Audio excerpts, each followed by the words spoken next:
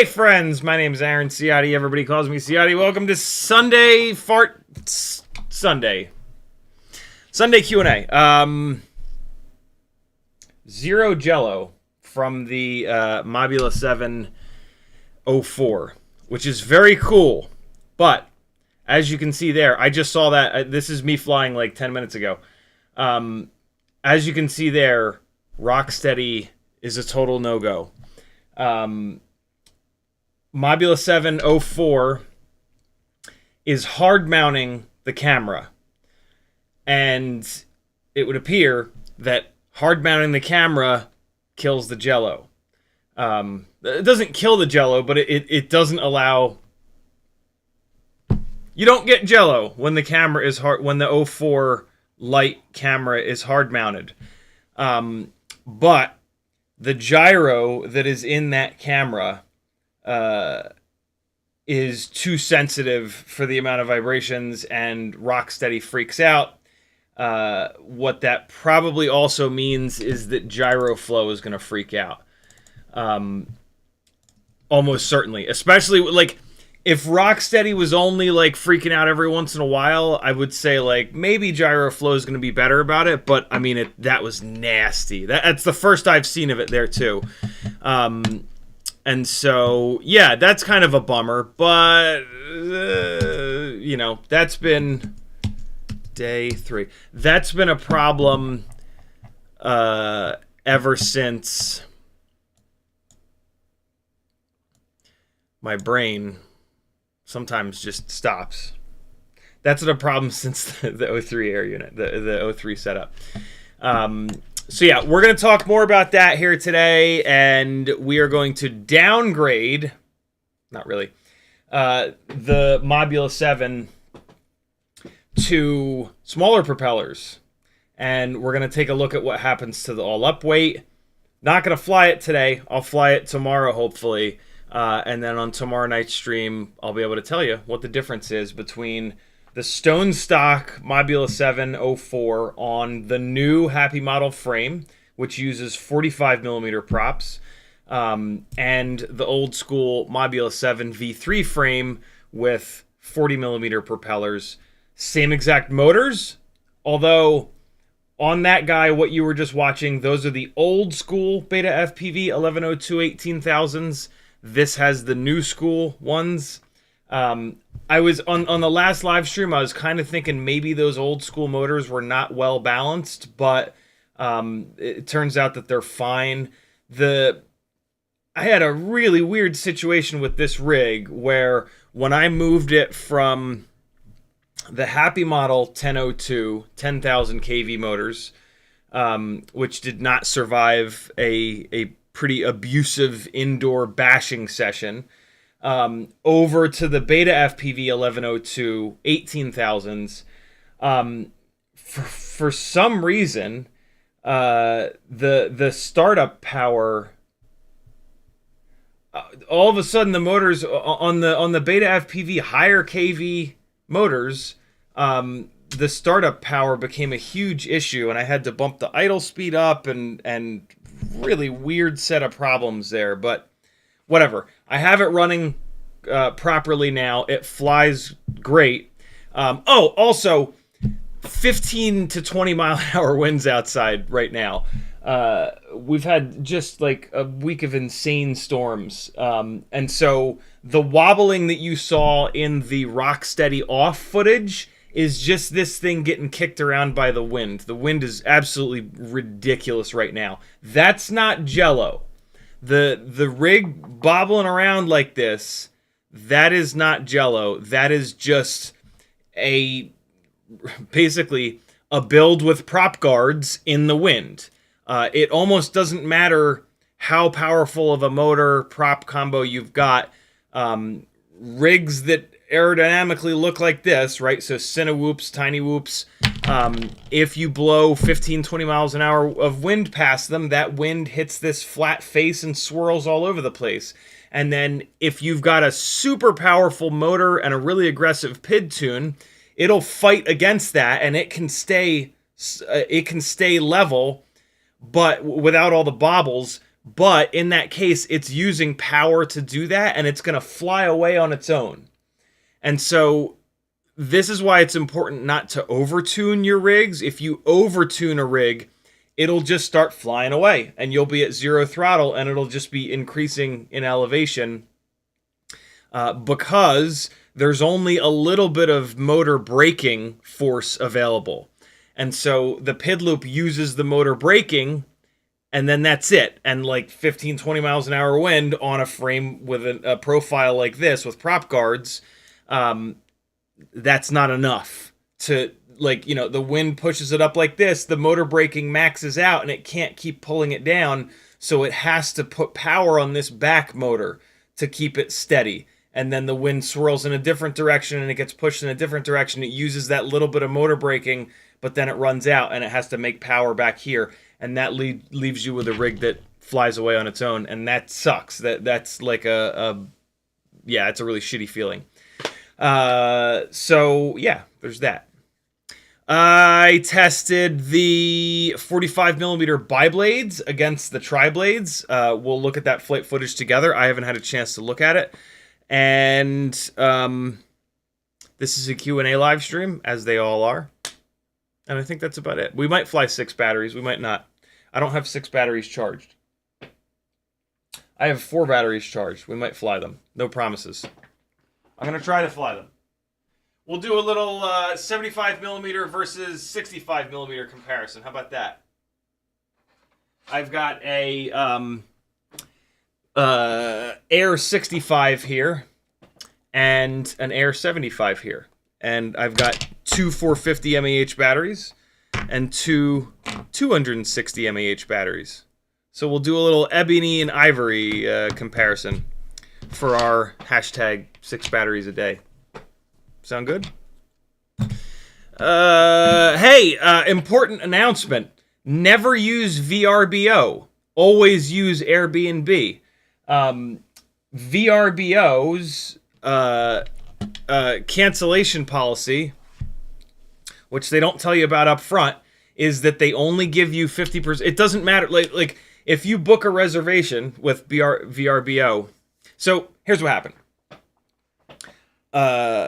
I booked a reservation. The pictures were misleading. And within 24 hours, I realized that it's not what I wanted. And so I hit cancel on VRBO, and they say, totally fine. You're well within the person's cancellation date range. I'm booking this a couple weeks out. We're happy to refund you 50% and no service fee at all. And apparently there's no way around it. Whereas Airbnb, same exact situation. Basically, I booked this thing with VRBO. I realized that the pictures didn't show that it's like a bunch of rooms next to each other. It made it look like it was just an individual building in the middle of nowhere, which is what I wanted.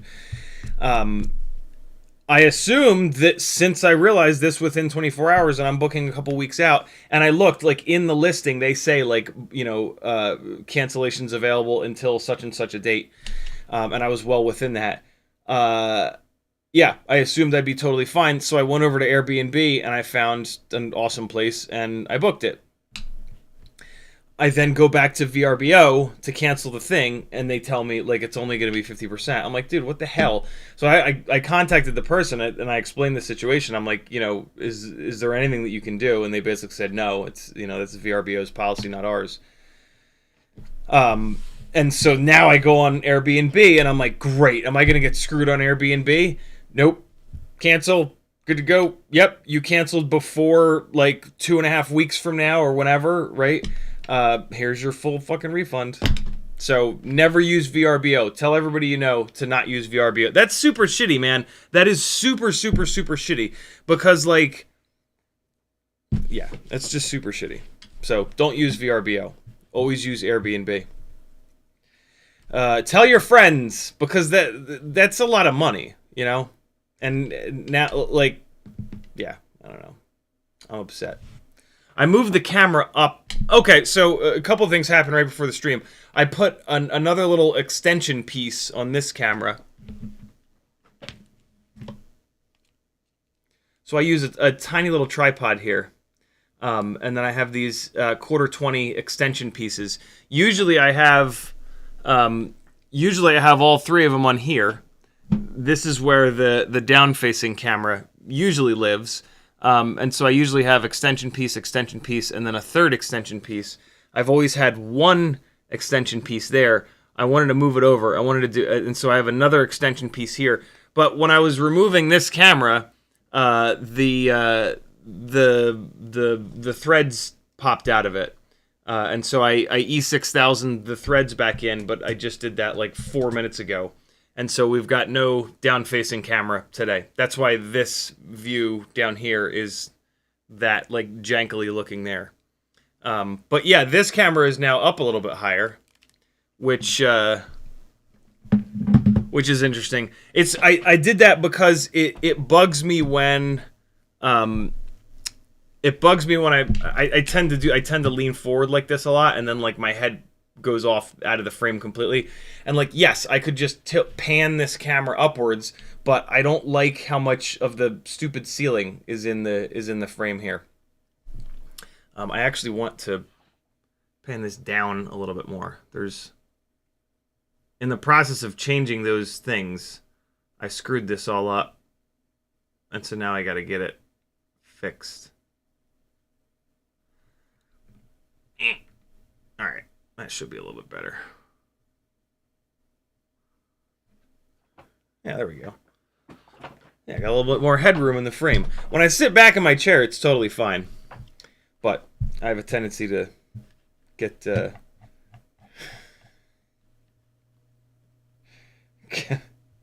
get all well, that's funny.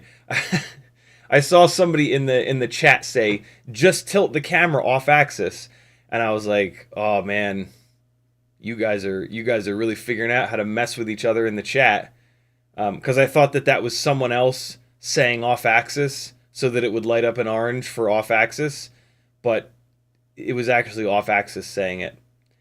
And off axis has a little TM at the end of his name, so that makes it harder for people to tag him in the chat by accident and have it light up an orange.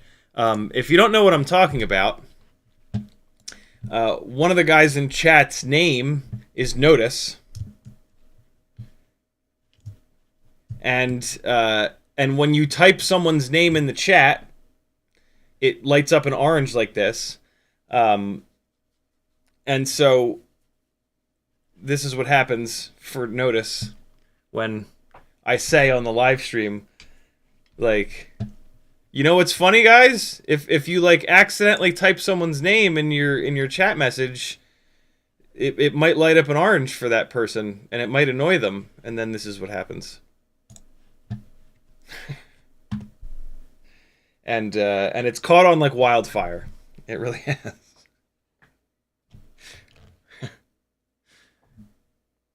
And like every time I call attention to it, it's worse for Notice. So there's that.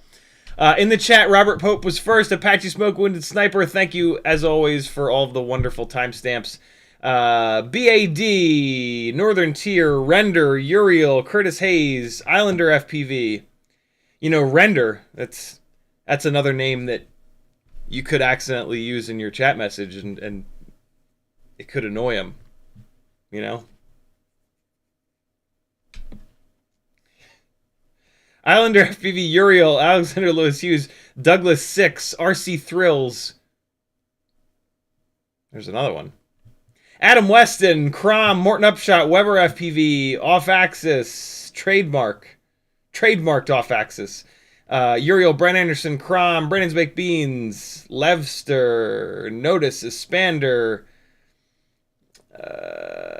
Marcine, or Marcin? Marcine. I think it's Marcine. Oh, shit.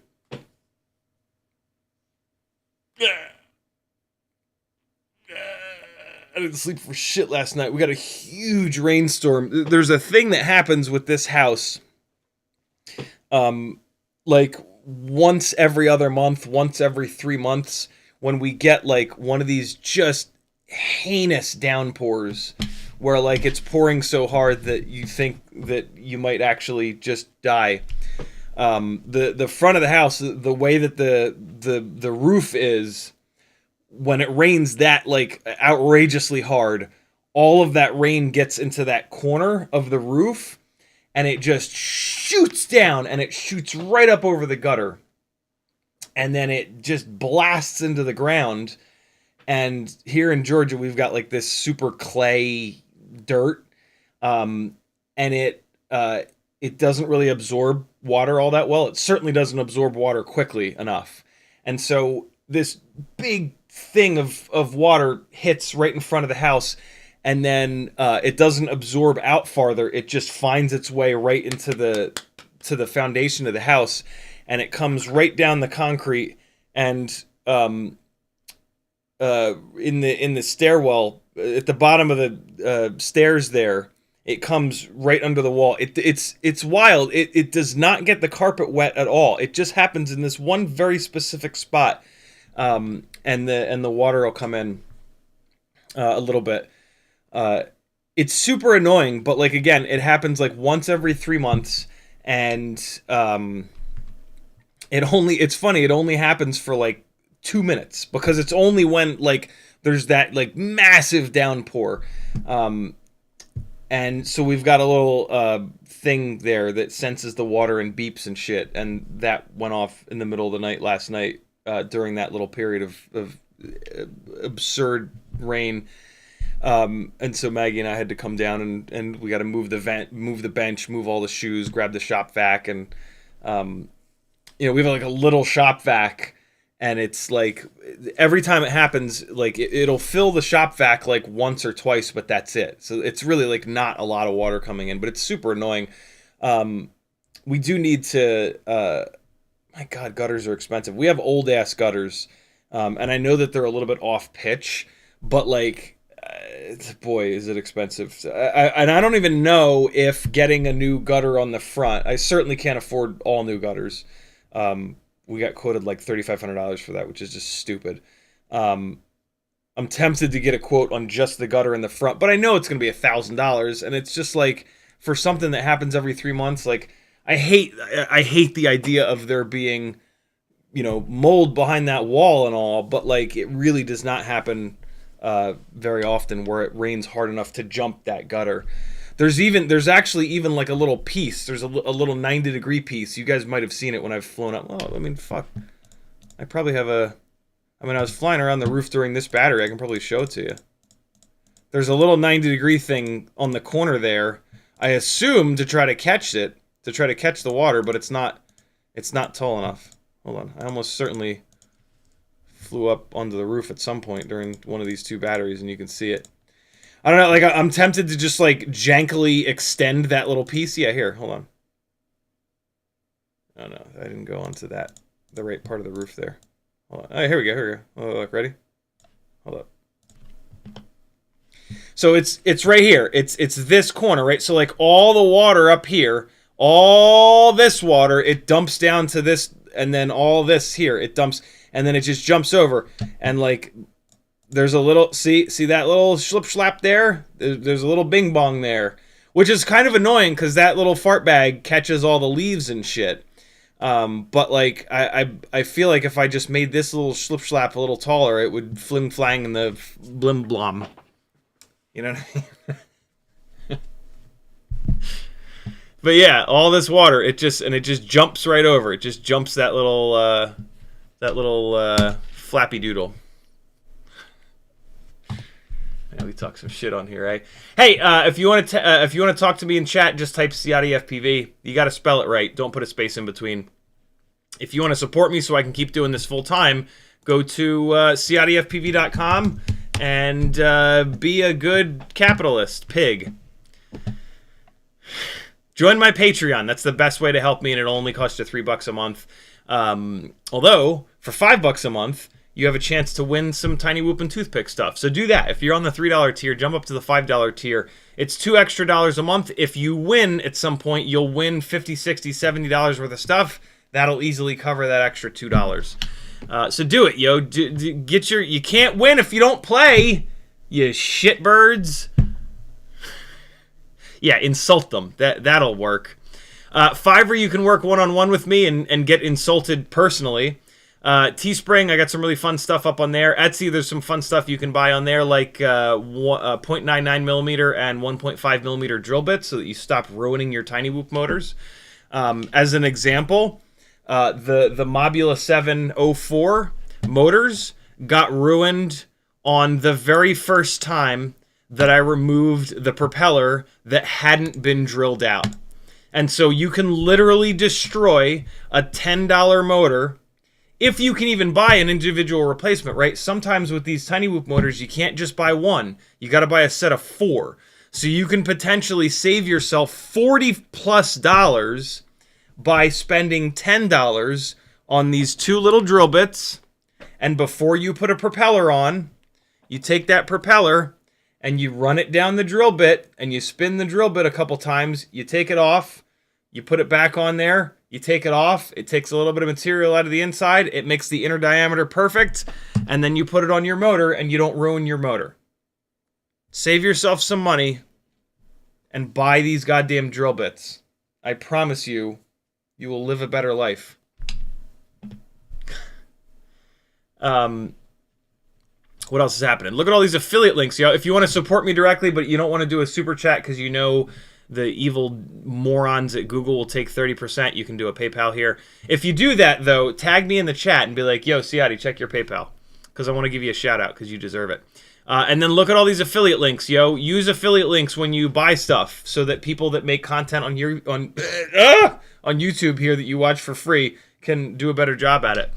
Replace your bookmarks with affiliate links. If you don't use bookmarks and you use URL bar suggestions, you can remove your current URL bar suggestion for these websites and then just hit someone's affiliate link a couple times in a row. And then when you type the beginning of the thing, it'll guess that you want to go to the affiliate link. Amazon Get FPV, Pyro Drone, Race Day Quads, Newbie Drone, We Believe FPV, Beta FPV, FPV Cycle, Hazingi, Oh My God, Brain 3D, HD0, Flywoo, Emacs, Banggood, Camera Butter, AliExpress. That's how you support me, friends. In the chat, Apache Smoke Wooden Sniper says, good day, Ciotti, FPV, and Gangly Gang. How are y'all doing this Sunday? Uriel says, are you doing 2 channels now? I am not. Why do you say that? I don't have the time to do 2 channels. I would love to, but I barely have enough time for 1.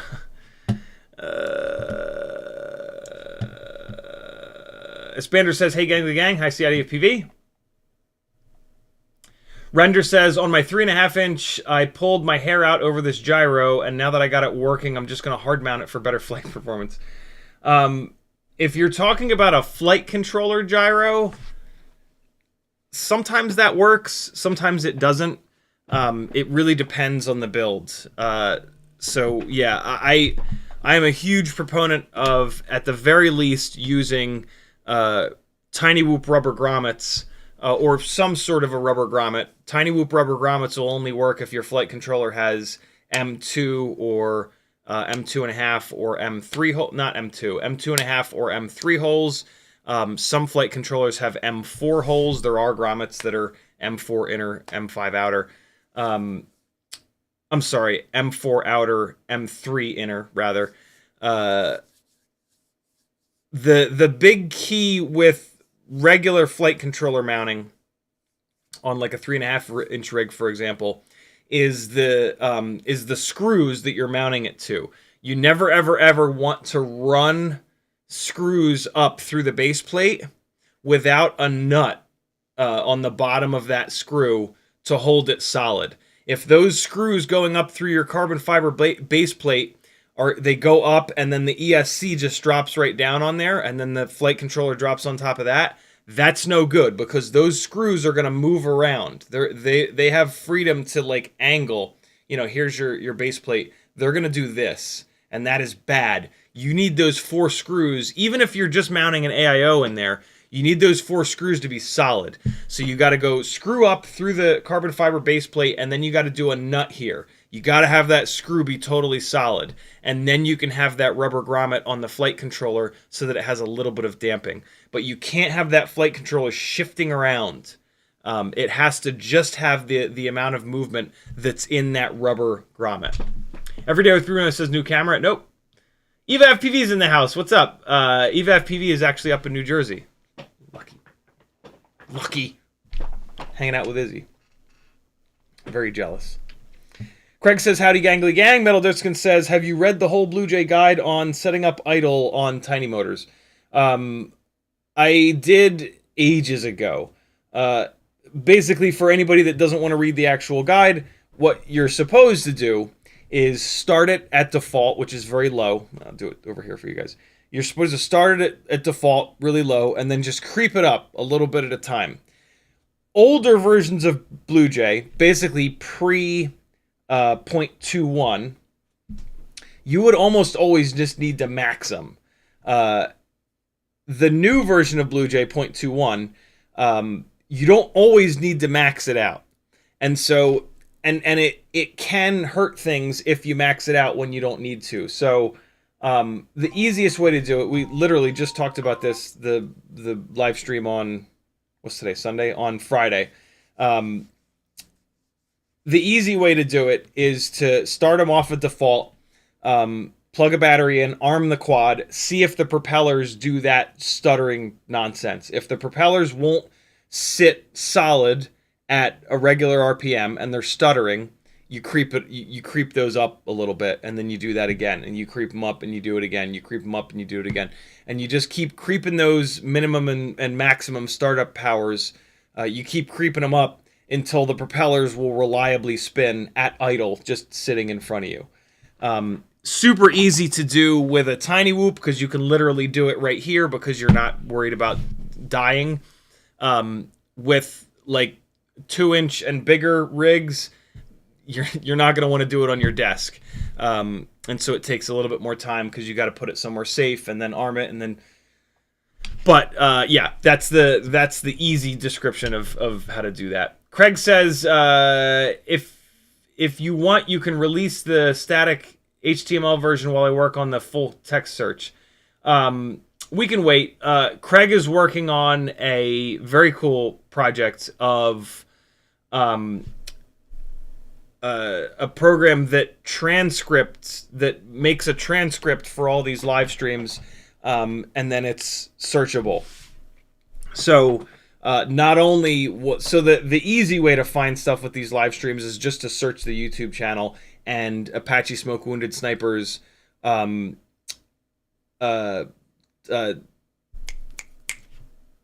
codes have great info in them. But if it's even more specific that you're looking for, or if you can't find it with that, yeah, Craig has this thing that will transcript the entire goddamn thing, so it'll get all the text. And I think right now what he's working on is a full text search, so it'll search all of his transcripts. Really, really, really cool stuff. I think he'd mentioned that like he's done something similar like at work, so he's just sort of like porting it over. Really, really cool. Thank you, Craig. That's such a cool thing for you to do. This is such an awesome community of people that are willing to put their time and money in to kind of help us keep this thing going and keep learning and keep testing and keep improving the way that these things fly. So Craig, thank you. Very, very cool. Craig says, what is a stronger frame for the Air 75? That frame breaks easy. There aren't a lot of options. The Air 75 is the best lightweight option, and it is somewhat durable. It's way more durable when it's warm. When it's cold, it's got the same duct layout. I say that it's durable, and mine's got 2 breaks in it. When they break, they usually break in these exact spots here, and you can just take a piece of shrink wrap.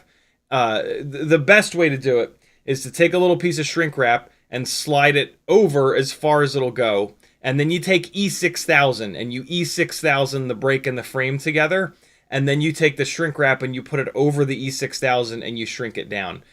This actually gives you arguably an arguably stronger part of the frame, but there's an issue with all of these Air 65 and 75 frames with the actual design of the ducts and the supports, where this exact spot, it just gets hammered. Like all of the energy from crashes ends up going to that one spot, and it eventually breaks there.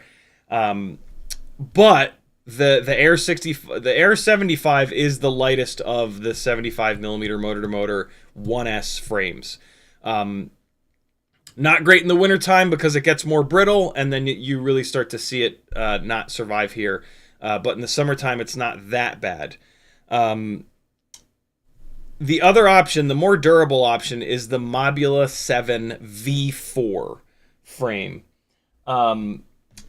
It's really, really good. It's a gram heavier. The propellers sit a little bit high in the ducts. I wish the ducts were a little bit deeper on that frame. But it's a lot more durable. And so these are really the 2 options for 75mm frames that are lightweight, that are for 1S. So yeah, that's the other one for you to get. For you to try, at least.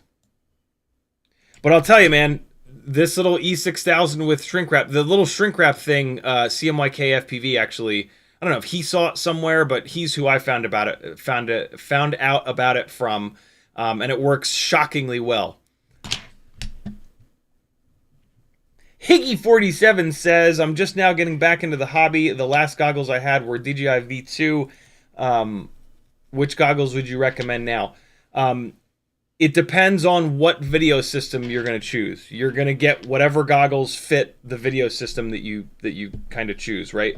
So if you're going to keep flying Vistas, those goggles are totally fine. If you're going to go hard on tiny whoops and analog is the way, you're going to go with some analog goggles. If you want to go up to like the O4 system, you're going to be looking at like DJI Goggles 2 is what they call them.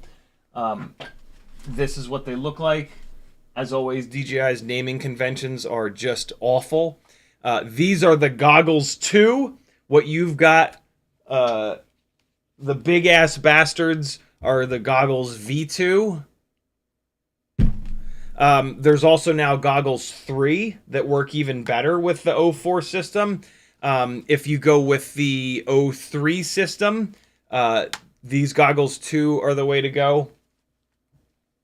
There's also HD0, which you're going to have to get specific goggles for. There's also Walk Snail, which you're going to have to get specific goggles for. So yeah, it's all about which video system that you decide on, Higgy. Metal Dirtson says, is that a Benchy with an FPV camera stuck in it? When are you going to fly it? No, it's a Benchy with a little alien guy standing on the front. That somebody printed me a while ago. That fits perfectly in there. He's the captain of the Benchy. It's printed out of this really cool filament that's like green and purple, and it's kind of like color shifty. It's rad.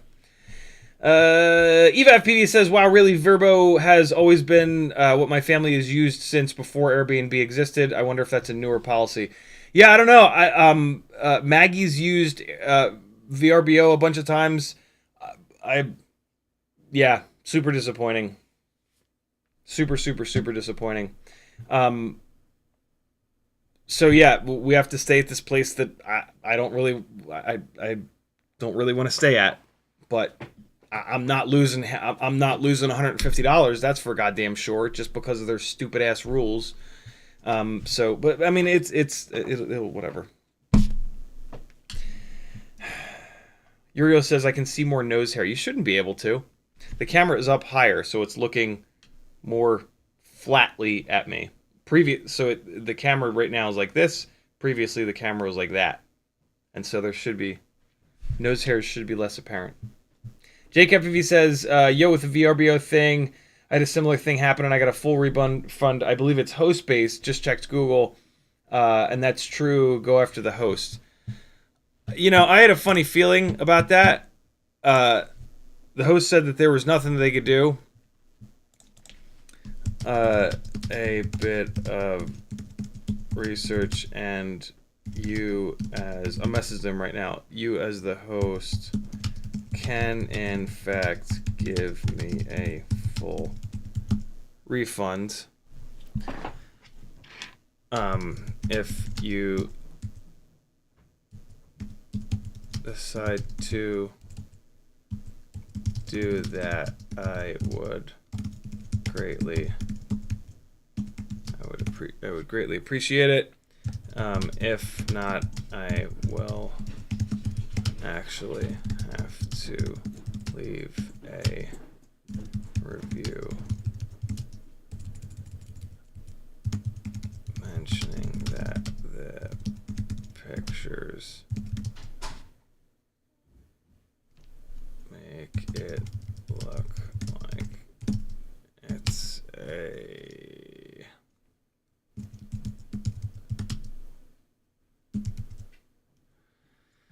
are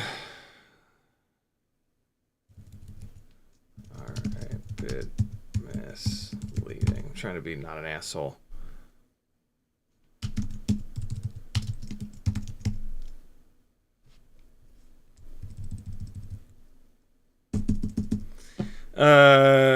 If you don't see that, very leave it. If not, I'll actually have to leave it. Sorry. All right, it's in their court. Thank you for that, Jake FPV. Here, look at this. Let me check myself. Tell me that this does not look like it's a specific building in the middle of the woods, away from everybody, where you've got your own little deck down by that awesome little waterfall area.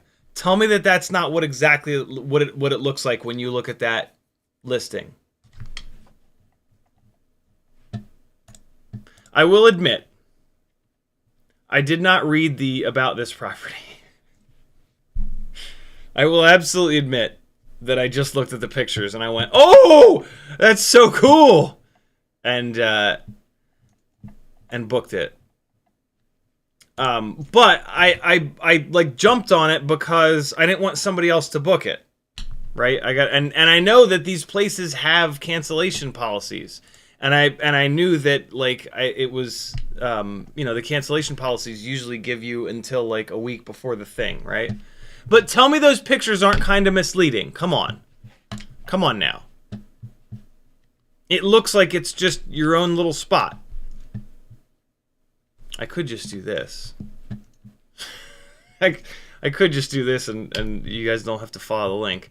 But like, you know, like come on now.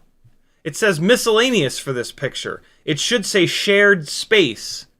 Terrace patio. Look, I mean, yeah, all right. They're just showing you this one room. Yeah, look, this picture, it does say property grounds, right? And this is where I kind of screwed up. But like, look, and then here, like this doesn't look like it's like a building and it's got a bunch of rooms in it. I didn't notice that in this picture it says like office there.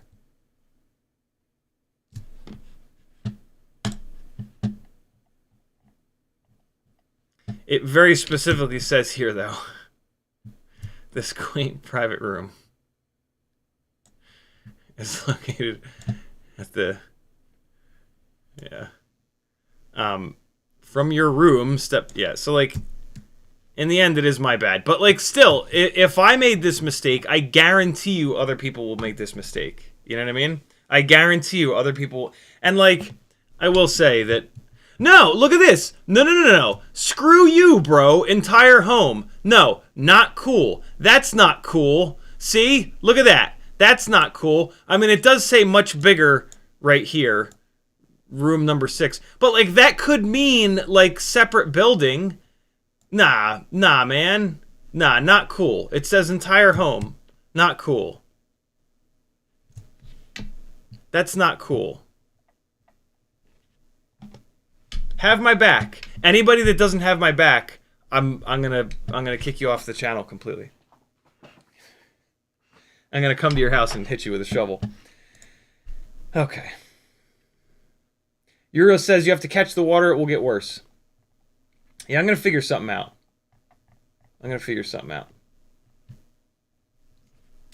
Everyday FPV says that storm was super crazy. I thought a train had derailed. Yeah, like it was nuts last night. And again, it's every like 3 months or so that it happens, and it's only when it's absolutely insane. So it's not an issue.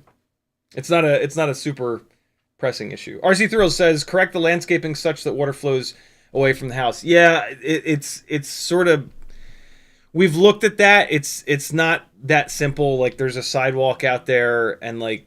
Yeah, there's just not a great way of doing that. But at some point we'll have somebody out and they'll be like, "Oh yeah, just do this." I think this. I really think that the front gutters have to get replaced. I don't see another way because like, yeah. But again, $1,000+ which is what I think it's going to be. For something that happens every 3 months, and we have to spend 10 minutes shop vacuuming water. Like again, it is what it is. Let's talk about FPV, not houses. Craig says you need deeper / wider gutters, meaning the distance from the house out.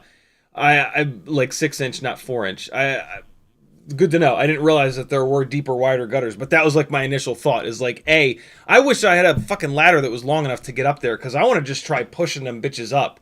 Because like they're pitched down a little bit right now. I want to just try pushing that fucker up and see if the metal will just like have a little bit of metal memory. But we don't have a ladder that's quite tall enough, and the tall ladders are fucking expensive. My God, But yeah, I want to try that. Render says there's little flaps you can get that go inside the gutter to keep overspill from running out. Very cool. Uriel says fix some splash guards and keep it open. No leaves. It's maintenance. Cool. Next time I'm Home Depot, I'll look for them flaps. Render says the O4 lite gyro. My bad. Oh, okay. Yeah. You know,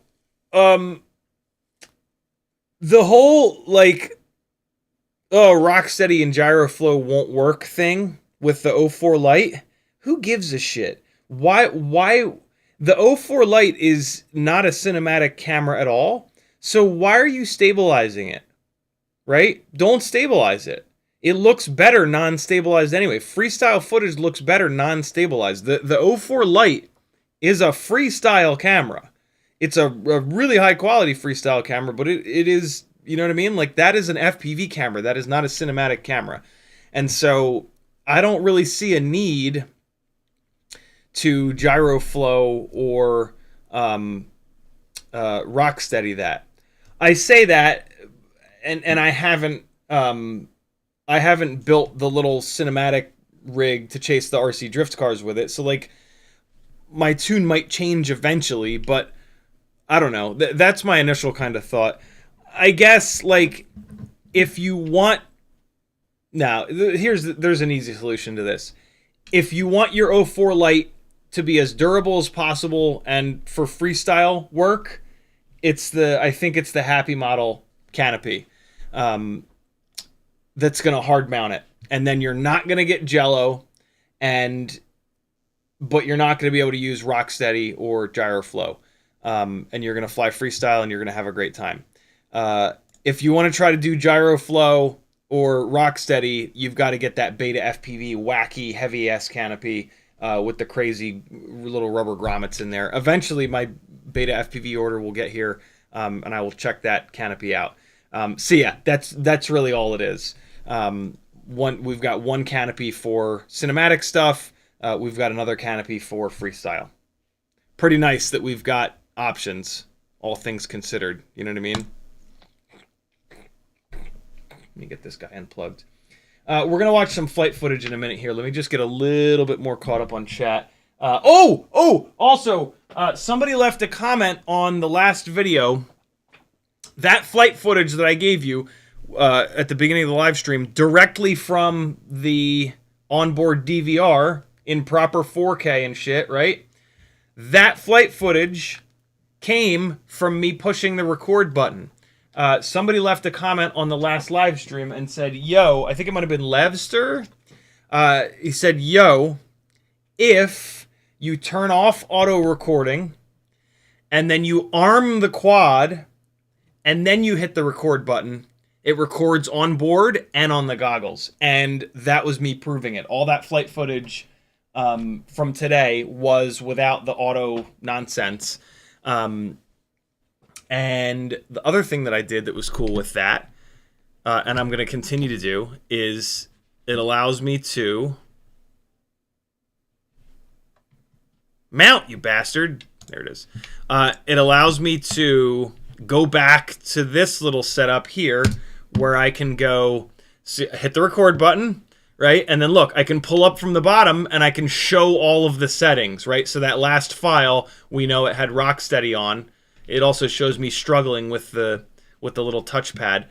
But yeah, I can always show all of the settings. So that last file that we watched was at ISO 100, 1/800th shutter. So the 1/800th shutter here, this is a shutter speed that would absolutely show jello if there was jello. Because it's a faster shutter speed. As the shutter speed slows down, the jello becomes a lot less noticeable. This is a pretty fast shutter speed here. 5500 Kelvin, 4:3 aspect ratio, 4K 60, right? Isn't that slick? Rocksteady on. ISO limit doesn't matter when you manually set the ISO. 4:3, normal FOV. Yeah, color normal. I also recently realized that the O4 lite does not give you the ability to take it out of normal color, which is super annoying. I hope that there'll be a firmware update at some point that gives us D-Log, because this footage it looks pretty damn good right out of camera, in fairness, but I wish it wasn't as saturated and as contrasty so that I could do that within Premiere. But again, the O4 Lite is not a cinematic camera. This is an FPV camera. If we want to use it for cinematic stuff, that's on us. But this isn't, this is a flip-flop in the schlop.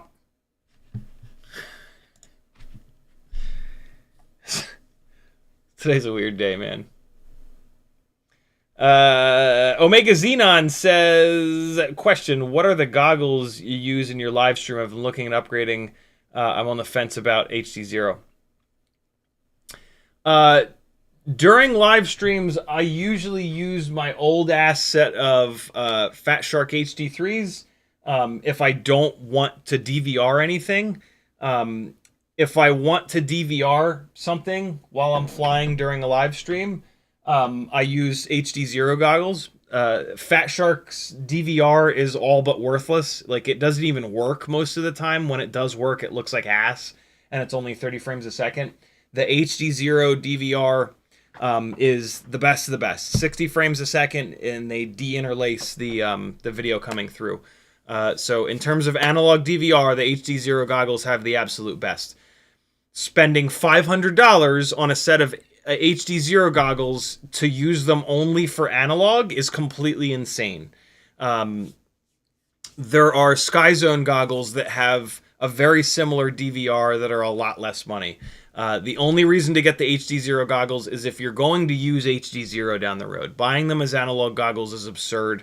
By the time you've bought the goggles, a module, and antennas, you're going to be in like the $800 range, which is just nuts.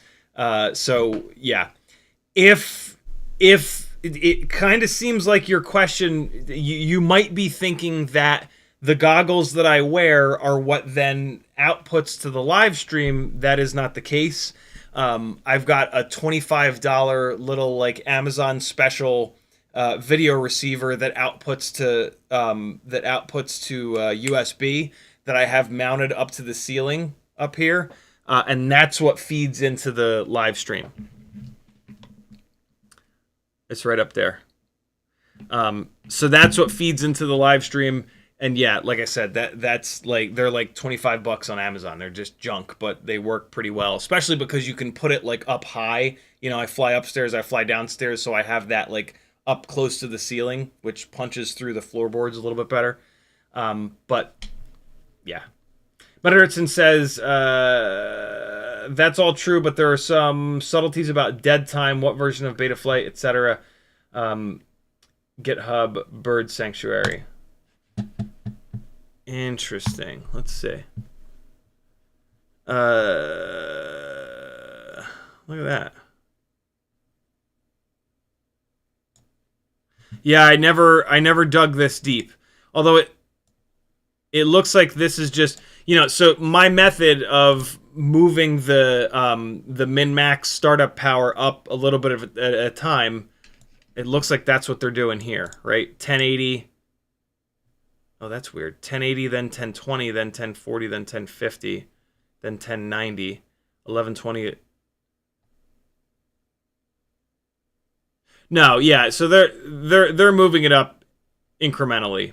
Yeah, so like moving the startup powers up a little bit at a time, it looks like you're gonna hit all of these targets. And so you'll... Interesting. Maybe I'll dig a little bit deeper into this. I miss the days where you just maxed them. But to be honest, I still kind of like version 0.16 of bluejay. And with that, you just max it all the way out. This is a bit much. Jesus.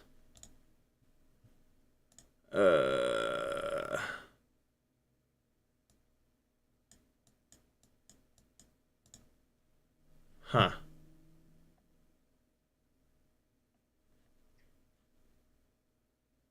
Less than 30. And yeah, this is super interesting. But this is a lot.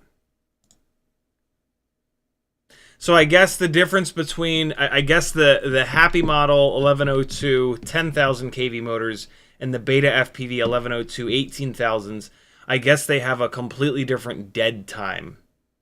Because that's kind of what we're seeing here. Like these, we've got 0702 28,500s have a dead time of 5. We've got 0702 32,500s have a dead time of 10. 0603 17,000s have a dead time of 20. So it looks like every single different motor has a different dead time. What a goddamn nightmare. This is why FPV is unattainable and is just nobody gets into it. This is ridiculous. No promises that I'll dive into this. This is a bit much, but maybe I will. We'll see. I'm gonna leave it open in a tab. That's how serious I am about it. When I leave a tab open, that means there's a chance that I'll actually look at it again. Eva FPV says, you mean shrimp wrap. Sorry. I misspoke. It's shrimp wrap. It's not shrink wrap. It's a little known fact, actually. There's a lot of new people, actually, that might not realize this, but you know, in America, since we eat cheeseburgers and hot dogs, we call it shrink wrap. But the origins of shrink wrap are actually in feudal Japan, where they initially made it from the exoskeletons of shrimp. And so in Asia, they actually call it shrimp wrap. You might see that misspelling sometimes if you order from... if you order your shrink wrap from China, you might notice that it actually says shrimp wrap. And like, you know, the first bunch of times I got it,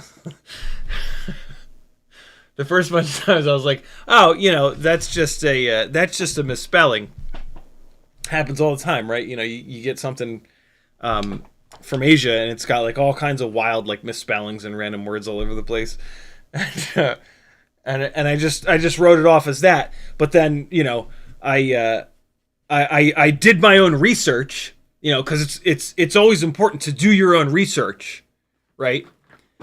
I did my own research, and I found that you know, it's actually called shrimp wrap. And so, you know, since I do my own research, I try to refer to it as shrimp wrap, since that's the correct nomenclature. But every once in a while I slip, and, you know, like maybe, well, like for example, you know, I went to Costco yesterday with Florence, and I ate a hot dog. I had a $1.50 hot dog, and so now, you know, I'm feeling very like hateful and American, and so I slipped and I called it shrink wrap, but it's actually shrimp wrap. Level 1 Duran says 2 questions. 1, is Beta FPV and HappyModel the only 2 companies making tiny whoop bind and flies? Nope. Question 2, why does HappyModel motors have clockwise, counterclockwise? Does it matter?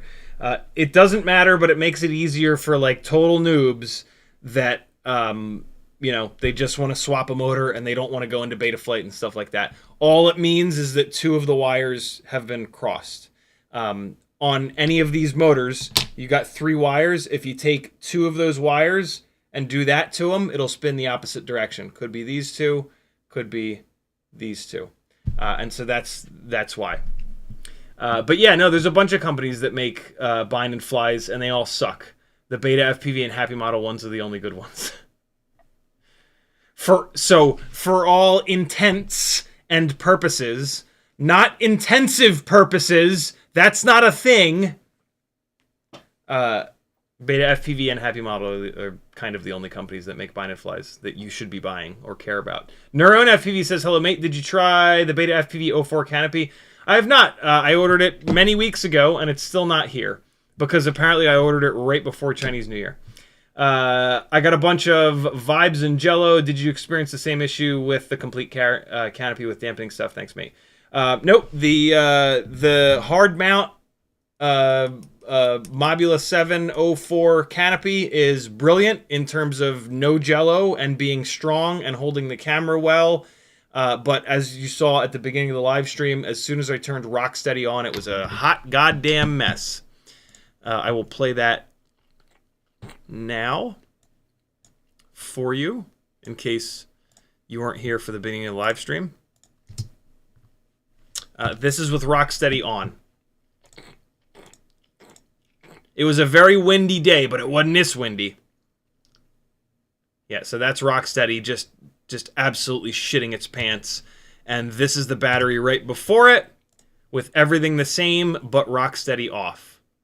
Super windy day, 15 to 20 miles an hour of wind. The rig was getting kicked all around, but zero jello. Zero jello.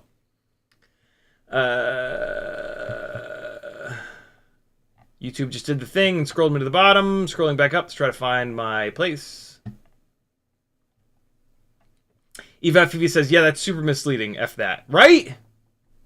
Level 1 Drone says, over 10 years as a vacation rental photographer, your photos can and will be misleading. Yeah, I get that. I totally get that. It's our job to help hosts get more bookings, so yeah, sorry we hide stuff in the photos. Yeah, no, as somebody who was super into photography for a while, that right there, that's not jello, that's just the rig getting kicked around by the wind, right? Jello is when the image does this. This is jello free. Very impressive. Yeah, I get it. I was into photography for many years, and if I were hired to photograph that spot, I would probably have done exactly what that photographer did. But look, like, if that's going to be the case, then within 24 hours, you got to fucking refund somebody. Like, sorry, like that. If you get, like, you use these images and you make it look like one thing, and you get caught, like, you got caught. Like, if I catch you, I can't pay a $150 fine for catching you. That ain't cool, right? That's kind of where I'm at. But yeah, I get it completely from a photography standpoint, and even for like the listing people, right? For them to take the pictures and do what they did, I totally fucking get that. But if you get caught, you can't just be like, oh no, I what the guy said is like, I work at the front desk. I don't know. You got to take it up with VRBO. And I stupidly believed him and was like, okay. So, I don't know. We'll see. Craig says our basement water problems were fixed by placing a 10-foot Schedule 44-inch pipe in the ground. Jesus. Eva FPV's out of here. Thanks for hanging. You're already gone by now, though. AZ Lone Wolf says, I took out the soft mount adapter on that new Beta FPV and replaced it with a solid TPU. It's great now. No jello. But you can, let me guess, you can no longer use Rocksteady or Gyroflow, right? Tyson Wall says, I had a recent issue with a battery dropping from 3.4 volts instantly to 1.8. I was told I needed to calibrate the voltage sensors and change settings in the voltage meter tabs in Betaflight. Thoughts?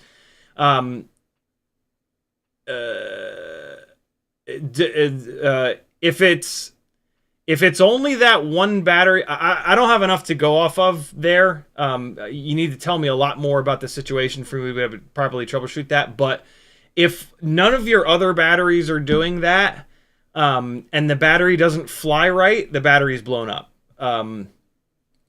If the battery flies fine, what's probably happening is that battery is getting overcharged. But see, you said 3.4. Yeah, I don't have enough to go off of.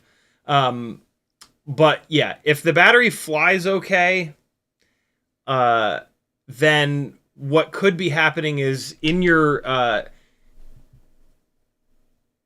no, you said it drops from 3.4 to 1.8. That's super weird.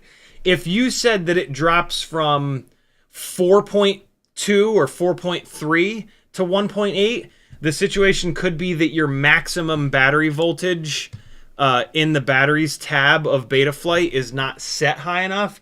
But you're saying it goes from 3.4, so it's not. That's not the issue. It sounds a lot like that battery is shot, but if that battery flies fine, then it's potentially not shot. That's a really weird issue. What's really weird is you said 3.4 volts, not 4.4 volts. So yeah. But again, I don't have enough to go off of to really troubleshoot that. Omega Xenon says, thanks a bunch for that. That's helpful. I mainly just like to fly whoops. I want to get into racing. I know HD0 has advantages for that, but also was looking at the Skyzone O4. Mendelderson says the dead time is only for the ESC, nothing to do with the motors. I think those in the table are just examples, and you have to check which ESC you have. That's weird. Okay. Yeah, the dead zone is mainly controlled by the... it has to do with the speed of the processor, I believe, that pushes the FETs. And then, like, if you've ever noticed when... if you've ever noticed, like, the little code on the... That ain't it. That ain't it. Where the hell is it? Where the hell is it? No. Where? Oh, there it is. So if you've ever noticed, like, the little code that comes up, letter underscore number, that number is the dead time. And so that's why it's really important to not change the code in your ESC. If when you go in there it's AH10, you got to make sure that when you update it to AH10. That 10 is the dead time.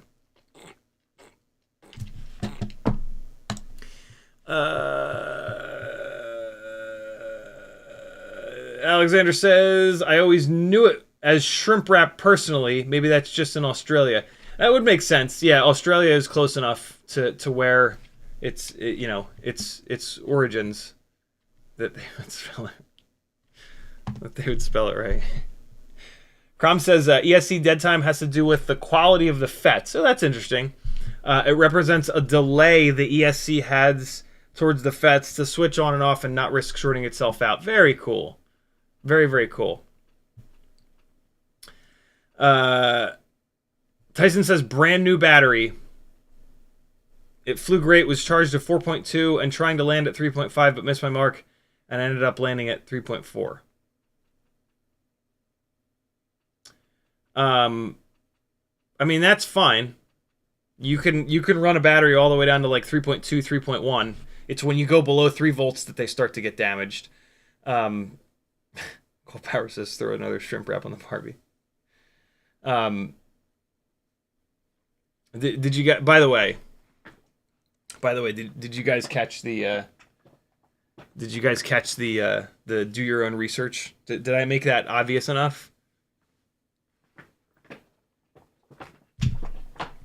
I didn't see a huge spike in the current viewers. Usually when I start to trash on Trump supporters, I can watch the current viewers dip down a little bit, but I didn't. So that makes me curious if I wasn't obvious enough that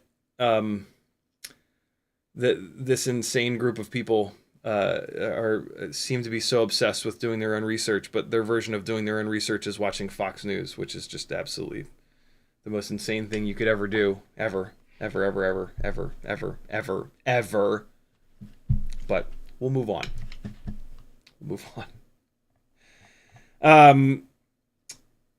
Let's... What did I call it? Downgrade the... Wait, no. Here, let's throw a bunch of the footage on. Let's throw a bunch of the footage on. Day 3, and then I've got... so this is the... So I copied this over, right? Yeah, all right. So let me just delete this off the memory card and put the memory card back into the goggles, because if I don't do it right now, I 100% will not remember to. Eject. And... All right. Remember, guys, do your own research. If you couldn't see, I just rolled my eyes so hard that I now have a headache. Right, now it says, oh, we got research jokes. AZ Linwolf says, what's your take on all the US aid? I can't go down that Vietnam. Render says, CiottiFPV is my new favorite meme. I do my own research through the news. The long and short, I feel like, I haven't done my own research on the US aid shit, but look, if you dig deep enough, you can always find nonsense, okay? And And then if you scream and yell about the 1% nonsense, it presents a pretty unfair kind of view. All right. Any organization that gets big is going to have some bullshit there. And if you just dig and dig and dig, you can find it. But if like 95% of that organization is doing awesome things, then you know what? That's pretty fucking good. And so yeah, that's kind of where I'm at with everything. Right? Like I don't know, but I'm going to stop there. I have not done my own research on USAID. I've certainly seen a bunch of stuff. And I've seen a bunch of, I've seen that about everything and everyone, right? Like every single company, every single person, every single everything, there's going to be something that they do that doesn't align with your values or is bad or whatever, right? But like,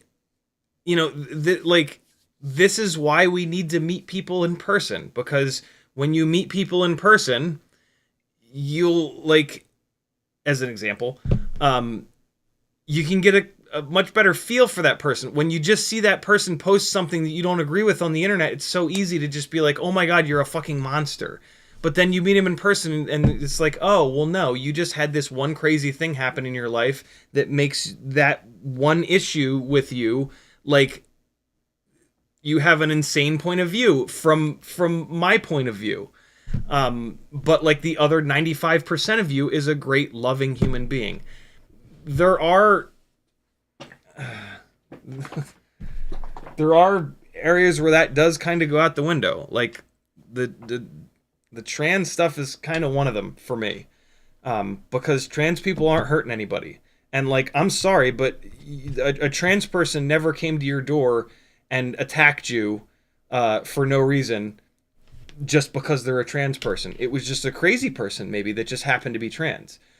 Just attacking all trans people is absolutely insane. I'm sorry, but it is. And there's just no world where that's okay. And there are things like that. There are things where it just goes completely out the window. If an entire community of people just wants to live and doesn't affect anyone in any way whatsoever, leave them the fuck alone. And if you don't leave them the fuck alone, you're an asshole. Sorry, but you are. They have nothing to do with you. There's nothing that they do that has any effect on your life, you shitbag. Jesus. It's just.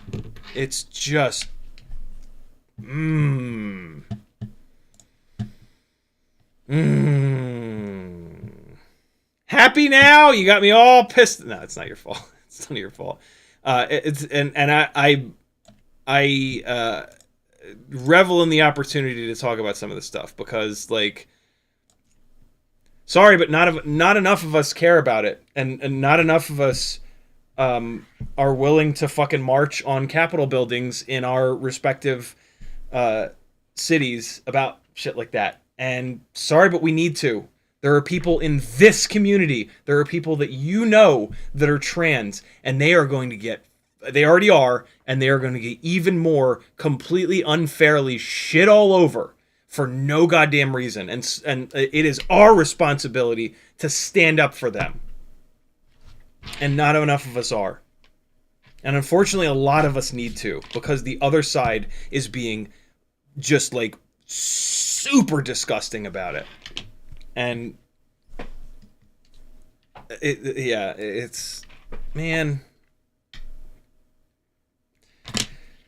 it's just super disappointing. And that's just the tip of the iceberg. You know, there's so much other shit. There's so much other shit that's going on that's just super gross. But I mean, whatever, you know, it'll be the end of us, I'm pretty sure.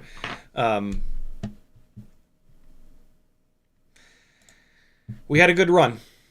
You know, those of us that are in our 40s and 30s, we had a good amount of time with sanity here on Earth. And, you know, it really sucks for kids that have only gotten to have 14 years on Earth with sanity, 18 years on Earth with sanity. That sucks.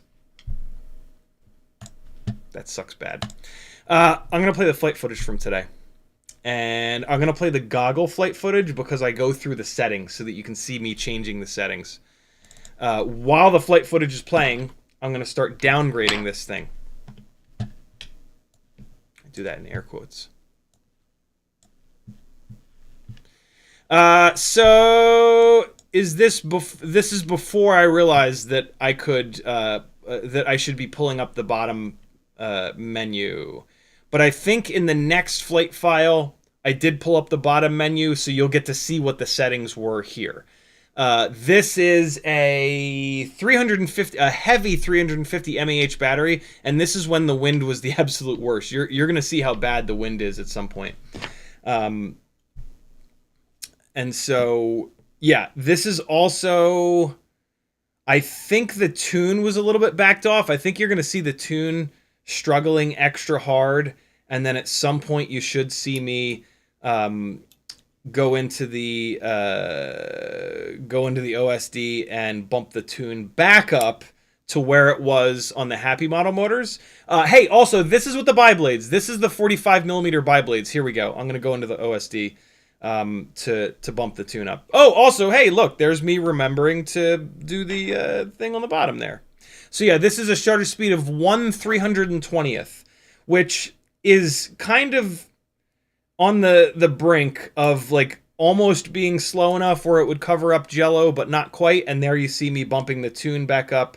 So again, yeah, these first two batteries are the bi-blades, and then I moved it over to the 45mm tri-blades that come with the this rig.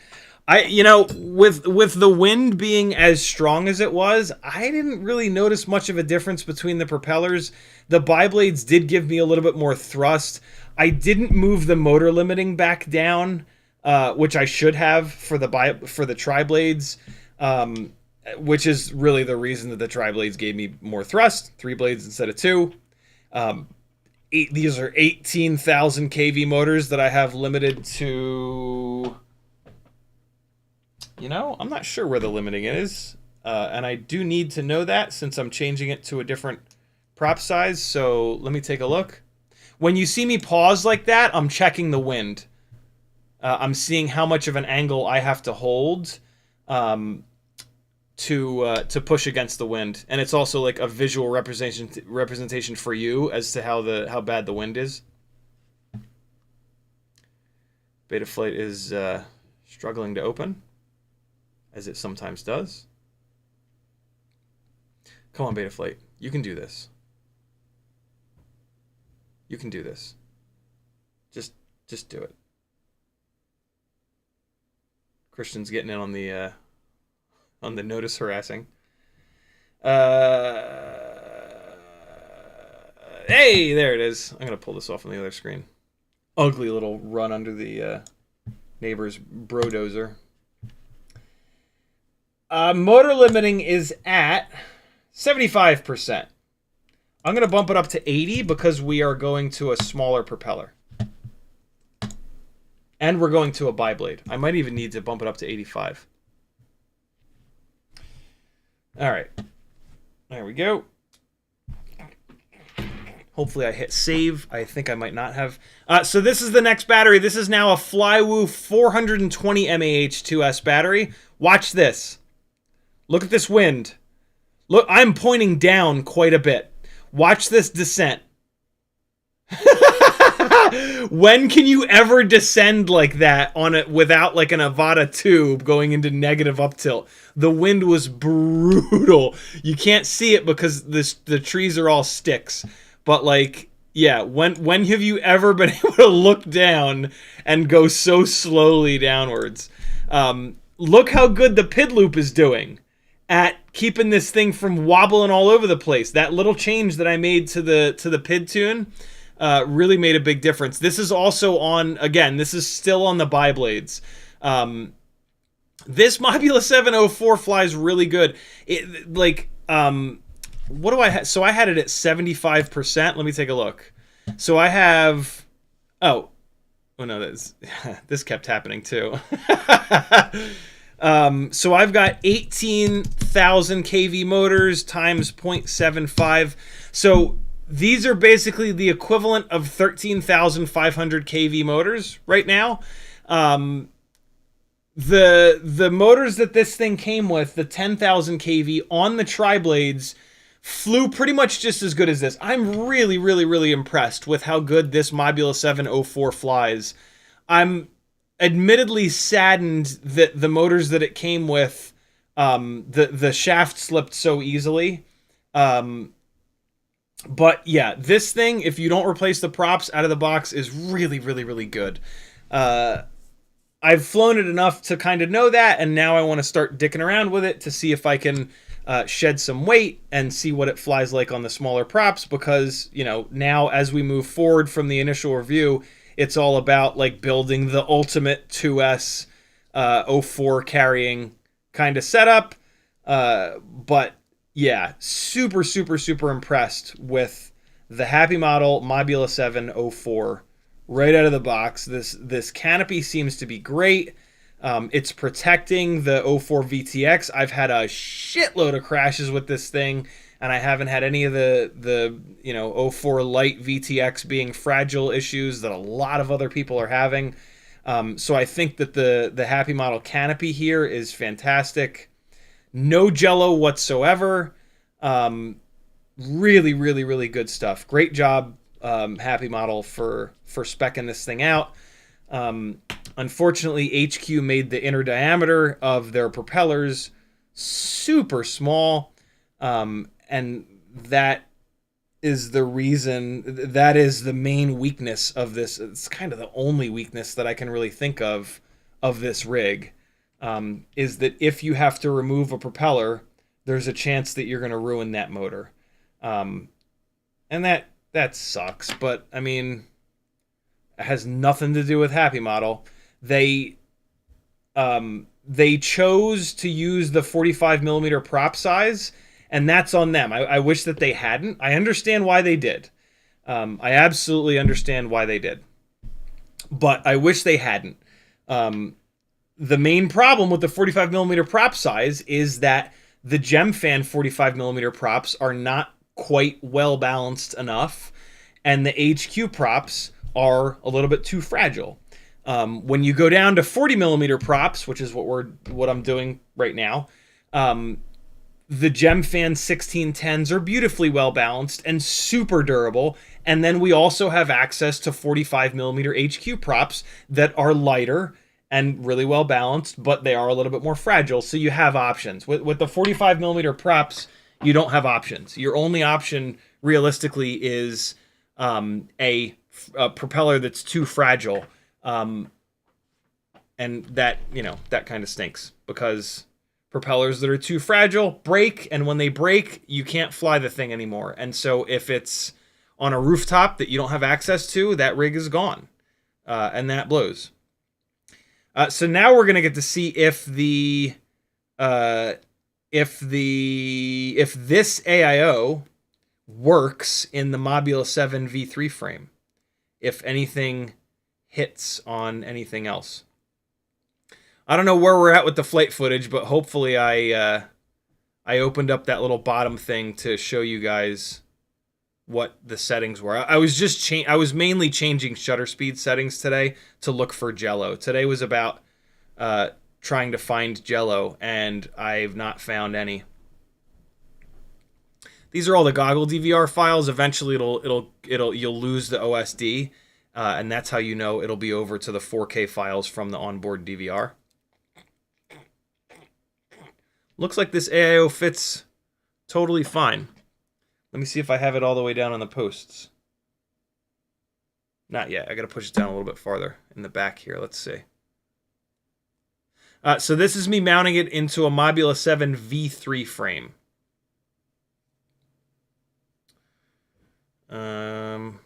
Something might be hitting.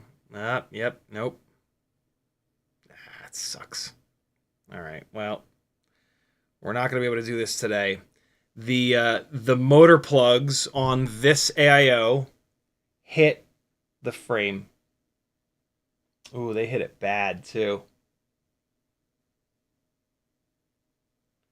I might be able to clearance the frame. Let's see. Oh, shit sticks. Yeah, this ain't gonna work. Man, come on, HappyModel. How are you gonna make an AIO that doesn't fit in one of your own frames? That's a shame. All right, well, this is how we figure this shit out. I'll show you what's going on. Let's pause this for a minute. I know I'm getting behind on chat, but hold up. So, this particular HappyModel... Hold on, I can't see what the fuck I'm doing. This HappyModel AIO that comes in the Mob 7, the motor plugs are inboard a little bit. Usually they push these motor plugs outwards, but it looks like they've got a couple little capacitors there in that spot. And because of that, it's hitting pretty bad on this part of the frame. I might be able to clearance a little bit of this frame, a little bit of this part of the frame, but look at the top battery tray mount there. I'm not going to be able to clearance very much of it. So I don't think that this AIO is ever really... And then you've also got to plug the motor wires in, and then that plug needs a little bit of clearance. So if I start clearancing that part of the frame there on the left, it's going to hit that bottom of the battery tray support. You see that? And I'm pretty sure this just ain't going to work. So this AIO doesn't work in the Mob 7 V3 frame. It's also not going to work in the Mob 7 V4 frame because it has a USB port on the bottom. And in order to get the Mob 7 V4 frame to work, you got to cut the upper battery supports, and that pushes the battery up really high. So, yeah, no. This particular... this setup is going to go right back into... No, it's not. We're going to dive into the 2S insanity. Yeah. So this AIO does not work. I have another O4 Lite coming that I am going to put into a Mob 7 V3 frame. That already has the Beta FPV AIO that does not have the USB port on the bottom.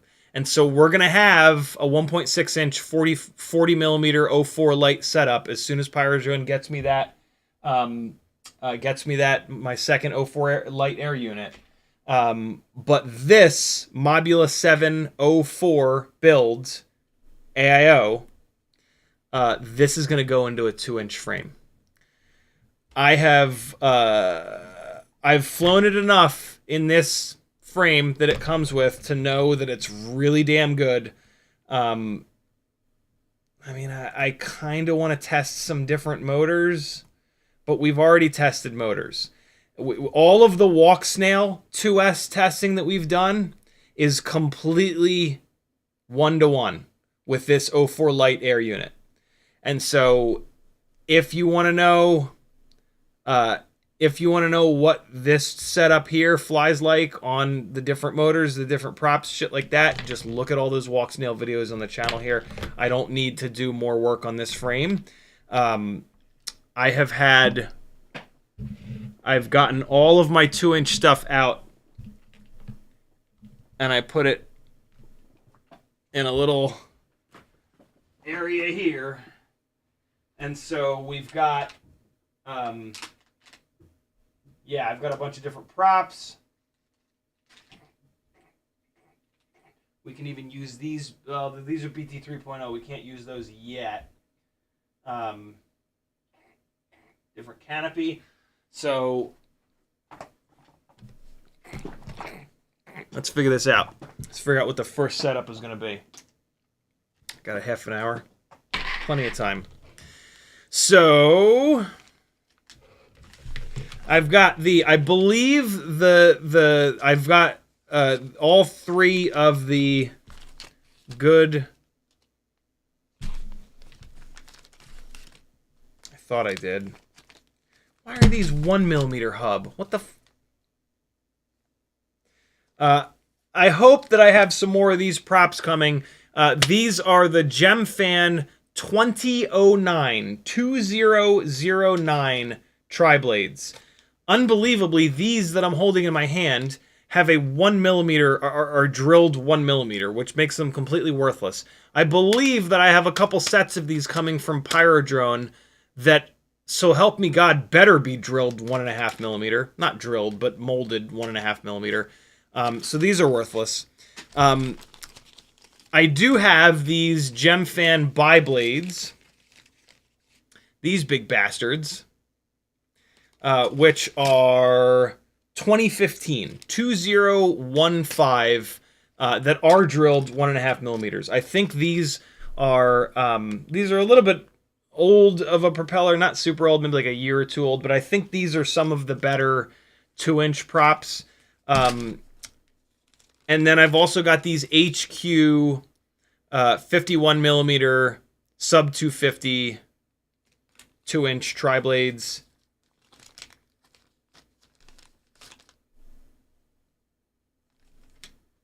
Oh my God, are you kidding me, HQ? I think it's drilled, not drilled, I think it's molded 1.5mm, but these old school HQ props, they didn't mold the prop hole all the way through. It's closed on top, which is just this. It is 1.5mm though.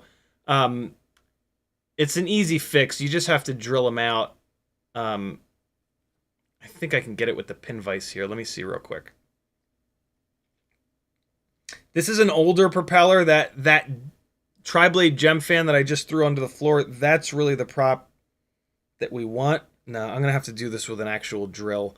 But I believe these are the 3 good 2-inch propeller options. My God, why would... So we can hopefully kind of dive into the 2-inch insanity. This is the Hglrc 2-inch frame. I believe this is the one that I'm going to go with because the battery bay is correctly sized for these 2S batteries that I want to be running. Yeah, that's the Flywoo 420. That fits in there perfectly. I've also heard that this frame is actually durable. I can tell you it's heavy as hell, but durability is king. This is the Emax 350. That fits in there a little bit loose, but on a 2-inch build, a 400 plus mAh battery is going to be more what you're running. This is a Dogcom 450. Oh, don't tell me it doesn't fit. Oh man, nope, that doesn't really fit. Oh, okay. So we're not going to run the Dogcom battery. This is a Tattoo 450. That fits perfect. So we've got the Flywoo 4. I've got 2 of the Flywoo 420s and this Tattoo 450. That's fine. The 3 batteries is good. So I think we'll run this Hglrc frame first, and I think the motors that we're going to run are these HappyModel 1103 11,000 kV. I've also got a couple of these old school Beta FPV 2-inch prop frames, which I know are fragile. I have one of these with already a set of motors in it. These are, talk about old school, these are RCX 1103 7800 kV motors. These might not be well balanced, but I'll let you know. These are a set of motors that I've had floating around forever. RCX is a motor brand that my RC Mart used to sell, and at the time they were really, really, really good motors. They were like a little bit of a secret motor that nobody kind of knew about, and I've just had them forever. They're actually, some RCX motors were like really, really notchy. Who remembers RCX? Anybody? I've also got this Beta FPV 75X frame. The problem with this frame is it's only drilled for 4-bolt motor holes, but I've got these RC and Power 1003s, and they've got the convertible mounting pattern on the bottom. And so... Oh, but it's not going to fit in here. It's not going to fit in this battery tray. I can already see it. The motor plugs are going to hit. So I won't be able to use this. Yeah, no. Well, hold on. Maybe it will. Maybe we can test 1.6. It'll be with a weird set of motors, but... Hold on, let's see. Nope, it hits. Well, hold on.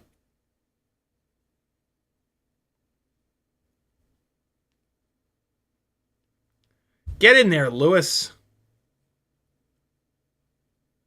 Oh shit, it doesn't hit. Ooh, okay, okay. Possible change of plans here.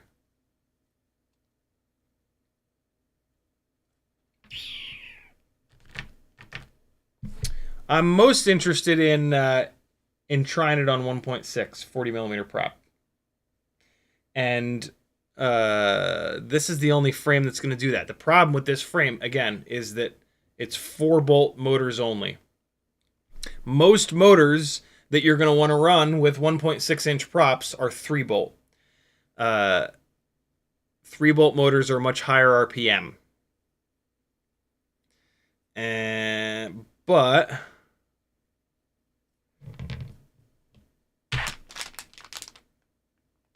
these are 3-bolt, aren't they? Can't use these. The Hglrc 2-inch frame has the convertible bolting pattern where you can use 3-bolt or 4-bolt. The Beta FPV frames here are only 4-bolt, but these RCX motors are 4-bolt. The problem with these RCX 1103s is they're only 7,800 kV. And so 7,800 kV on 2S will not be enough for a 1.6-inch prop. I have to run these on a 2-inch prop. So these RCX motors have to stay on this frame. But there are these 1003s. 1003 is a little too big. Is there another motor that's 4-bolt? I don't have any, so it doesn't kind of do us any good. So we just have to use... Let's use these 1003s. Screw it. I've been dying to use... I tried these on 1S. I'm going to have to motor limit the hell out of these, but I tried these on 1S, and they just annihilated batteries. Maybe on 2S that'll be a little bit better. I think these are like 22,000 kV though. Let me take a look. Yeah. Yeah, so these are 22,000 kV. I'm going to have to motor limit these back to the dawn of time. But there are worse things. Let me get the flight footage rolling again. So yeah, let's get it. Let's keep going here. We got a little bit more time. So yeah, this seems to fit. Let me show you. Actually, this is why I didn't start playing the flight footage again. Let me show you. So this Beta FPV 75X frame gives just enough clearance for those motor plugs. They're still in like a weird position, but it should be totally fine. So let's do it. Let's try these RC and Power 1003s. This will be super interesting. I've been dying to use these motors again. 1003 is a really interesting motor size. 3, 6, 9, 10. So they're like 3.3 to 1 ratio of width to height. Showing you guys the settings. So now we've got rock steady on. I already kind of showed you this, but you'll see how bad it is. JustMo says, CiottiFPV, anyone here have resources for building/learning about fixed wings? I do not. Maybe somebody in chat does. Kelvin says, I'm flying my O4 Lite in 4K 60 4x3 and changed my shutter speed to 1/60th. Is this the formula to use for that cinematic look? Yeah, pretty much. Pretty much. The slowest shutter speed possible is going to give you the most the most frame rate with the least skipped frames, basically. Euro says, we have decided we love people. Christian says, I've noticed that you do say notice a lot lately. Too bad it doesn't. Also, pink notice. Cole Power says, we had a good run. I mean, we didn't have a good run, but our parents had a good run. Yeah, we had a pretty good run, man. 43, for me at least, 43 years is a long time. Well, at least the ones who weren't slaves or poor or marginalized or, yeah, exactly. Yeah, when I say we had a good run, I mean, I'm also kind of referring to white guys. White straight males. But I don't know. Ugh. Kelvin says, change of subject, brother. I got 3 65mm tiny whoops, the air racing, and the Mob7 6 2024. Yet my batteries have still not shown up. That's a nightmare. Dave Gunna says, it's always been divide and conquer. AZ Lone Wolf says, sorry, but man, I shouldn't have brought it up. It's all good. Rockcrawler says, so what's the weather over there? Right, 9 says, and moving on. No, look, man, it's important to talk about this shit. It really is. And, like, it's terrible for my business and for my subscriber count and all that shit, but I don't fucking care.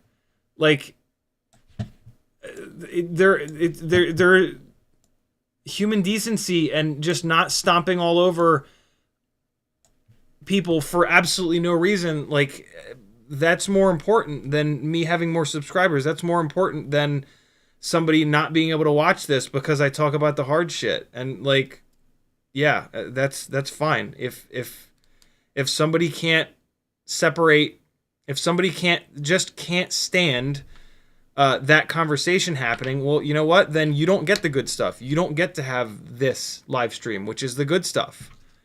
That's on you. I will not talk about stuff ever because it makes certain people uncomfortable. If that makes you uncomfortable, you are the problem.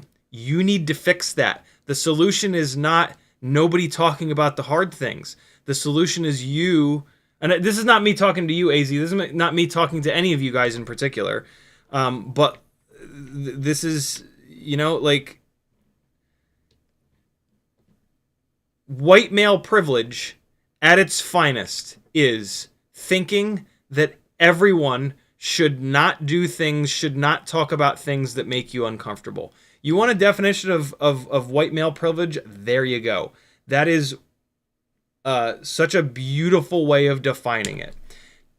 Banning books, right? Just all of these things that are happening that are, it's such an example of privilege. And it's not okay. And it's not fucking cool. And I know that a lot of people will just roll over and not talk about shit, but sorry, I ain't one of them. Oh boy. So in order to run these motors in the 4-bolt configuration, the M1.2 screws are not the right screws. Oh my god. Oh, FPV. Why does it feel like you're always like this? So now I need to find M1.4 screws. I need to find like M1.4 by, I don't even know, 3 screws, I guess. Jesus. I've got a little bag of M1.4 by 4s here.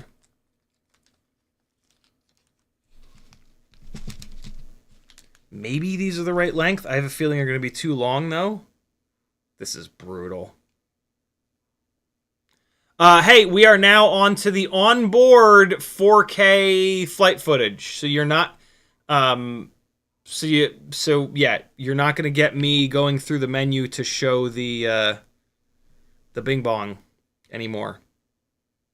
But that's okay. All right, let's see if these screws will work. They seem to be awful long, but we'll give it a quick try here. These, so this is the Beta FPV 75X frame, old ass frame. Ooh, I think these are gonna work. I think these are just barely, not quite too long.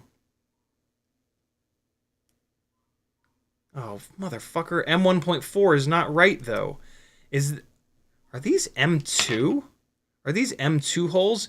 The problem is M2 screws are not going to go through this frame. I'm going to have to drill this goddamn frame out.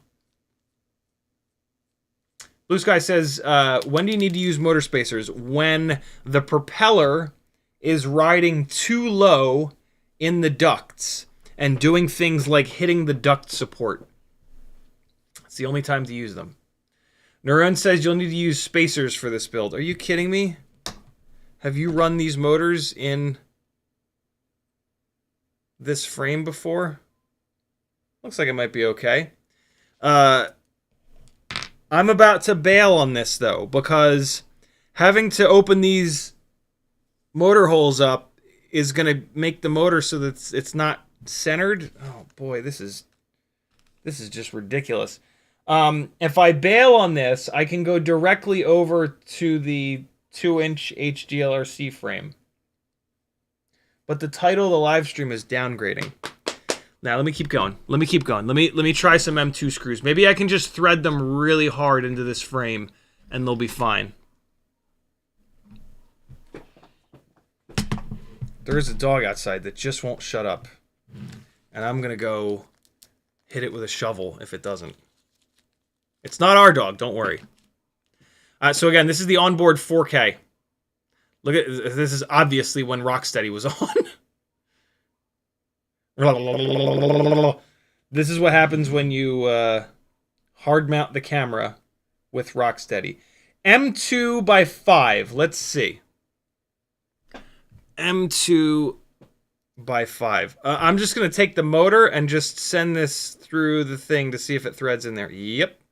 So these motors are the holes in the base of these RC Power 1003s that you use for the 4-bolt mounting pattern are M2.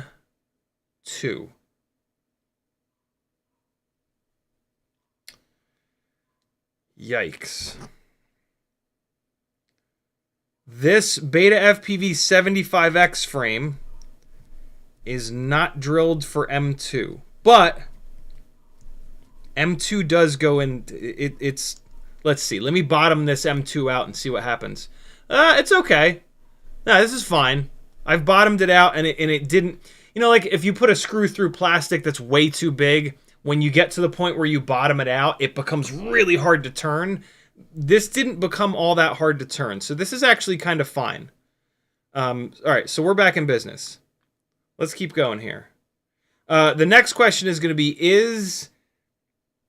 I'm using M2 by 5, and it looks like this is going to be too long, but I'll tell you in a second.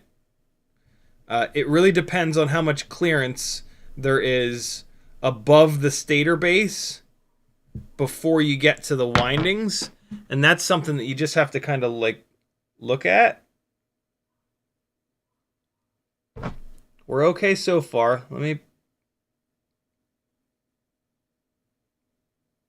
good. We're good. There's plenty of clearance. Okay, M2 by 5. If you're gonna do this combo, M2 by 5 is gonna work. M2 by 4 would also work, but those are much less common. M2 by 5s come with lots and lots and lots of motors. If you've been hoarding your screws like a good hoarding hoarder, you should have a bunch of M2 by 5s floating around. So, all right, we are going to try downgrading this. I'm not going to fly it on this live stream, but I'm at least giving you guys a play-by-play of what I'm doing here. And so when I fly this thing tomorrow, if it's not pouring with rain again, as it has been like for the last week, tomorrow night I'll be able to give you some impressions on 1.6 inch with some wacky motors, admittedly, but still, we'll be able to talk about the difference between 45mm props and 40mm props, which is pretty cool because I think 40mm is going to be the way to go. All right, so I got a full set of this hardware. Oh, I didn't weigh it. Ooh. I do want to take a weight measurement real quick.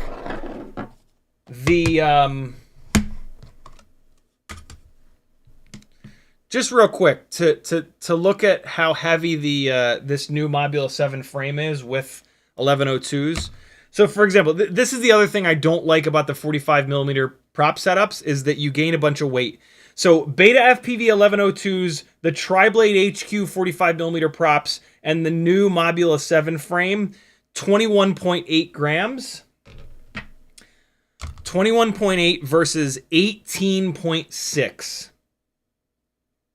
3 less grams by switching to the Mob 7 V3 frame, same motors, and then 1.6-inch 40mm props instead of 45. 3 less grams. That's a lot. That is going to go out the window a little bit with this build that I'm doing here right now because I'm doing 1003 motors, which are kind of heavy, and I don't know what this 75X Beta FPV frame weighs. You know what? I need to weigh this. This is the right time to weigh this too. So let me pull this stack out of here. And yeah, we need to know this weight because this is me realizing that I'm going to a smaller prop size, but I bet you this thing is going to get heavier.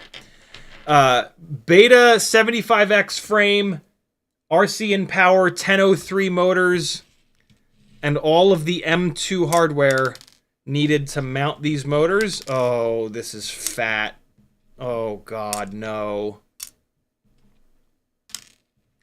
I might move this to the by 4 hardware to save a little bit of weight. This is 22 grams. I'm going to a smaller prop size, less efficient motors, and it's gaining weight.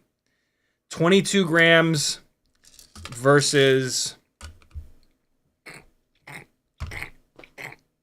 21.8.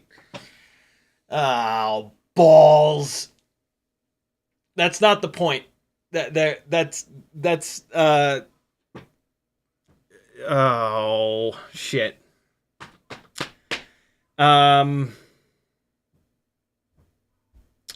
Okay. Well, let me see what by 4 here again. There's Rocksteady. I guess Rocksteady wasn't on in that battery we were watching a minute ago. It was just before I'd adjusted the PID tune. But yeah, this is Rocksteady completely losing its shit. Let me see what the by 4 hardware will do. Oh, this stinks. The only reason to go to the smaller props is to save weight, you know what I mean? Like this Mob 7 frame actually seems like it's really good. Well, I guess the other reason is to get better and more prop options.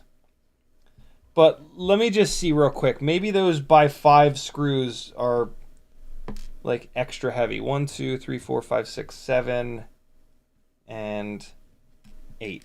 All right, so here's 8 button head M2 by 4 screws. Let's see if this helps the situation any.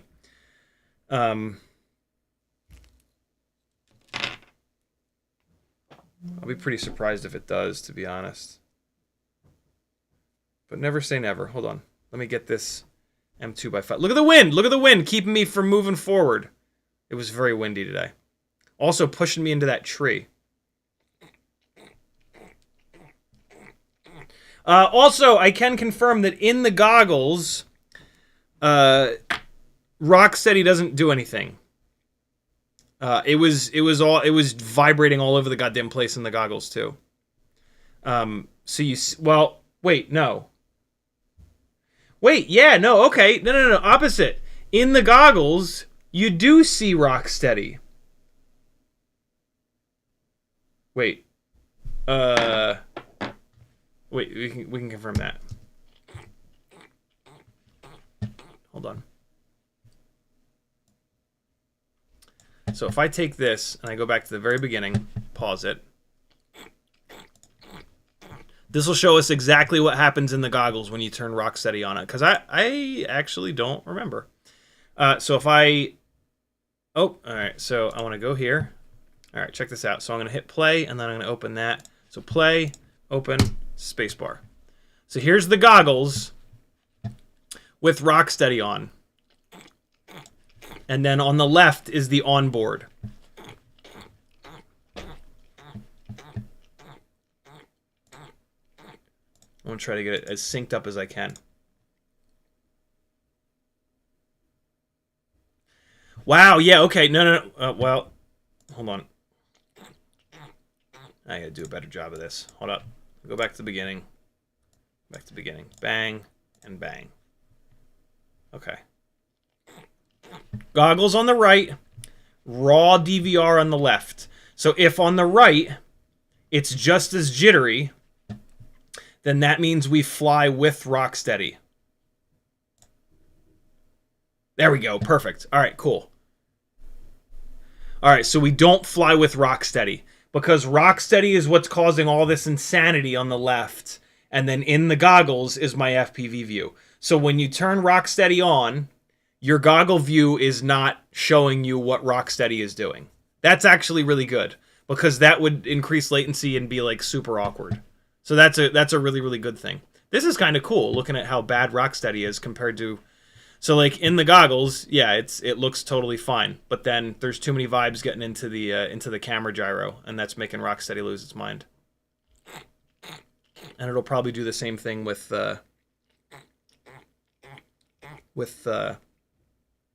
gyroflow. 75x frame with the 1003 motors with M2x4 screws. 1, 2, 3, 4, 5, 6, 7, 8. You only use 2 screws per motor. Wow, that's... Wow. Whoa, what? Oh, no. Okay, I thought that was 1.2 grams lighter. No, it's 0.2 grams lighter. So that puts us down to 21.8. 21.8 is exactly what the 45 millimeter setup is, right? 21.8. Let me double check it. Yeah, look at that. All right, so this is kind of interesting. I mean, we're at the... So we'll just be looking at the difference that propeller size makes, which is not the point, but it's something. Everybody still with me? Turbulence from the wind is going to be a much softer shake. Here's what turbulence from the wind looks like. Oh my god, my allergies are going nuts. This is what turbulence from the wind... Nope. Well, I mean, yeah, this would work, but this is what turbulence from the wind looks like. This is when the PID tune was turned down a little bit. And so you can really see the difference here. So look for the wibbles and the wobbles. They're much softer, basically. Rocksteady is a very sharp digital confusion, basically. Oh my god, my allergies are going bananas!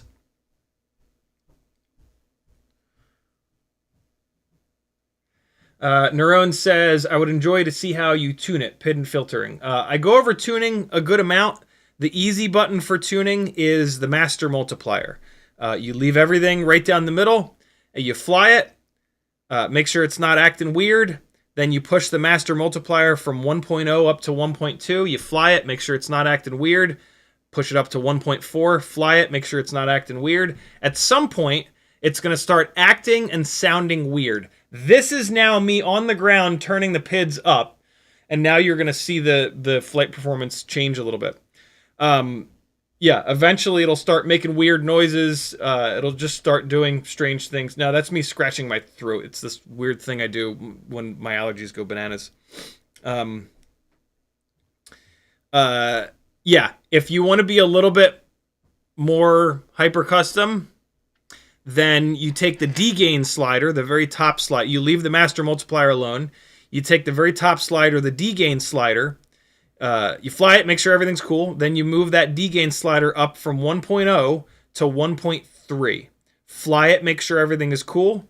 Then you're going to move it up to 1.5, and you're going to take the second slider, and you're going to move that up to 1.2. fly it, make sure everything is cool, and then you're going to keep going up by 0.2, basically. That's a really nice little ratio to have between D gain and P and I gain. And that little tuning method will get your tune like 80 to 90% perfect.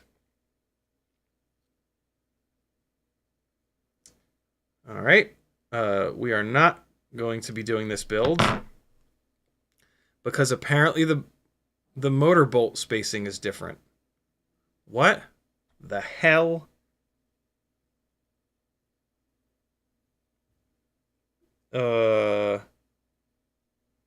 Okay. That's the dumbest thing I've ever seen. This Beta FPV 75X frame has a different 4-bolt motor spacing than these motors. What?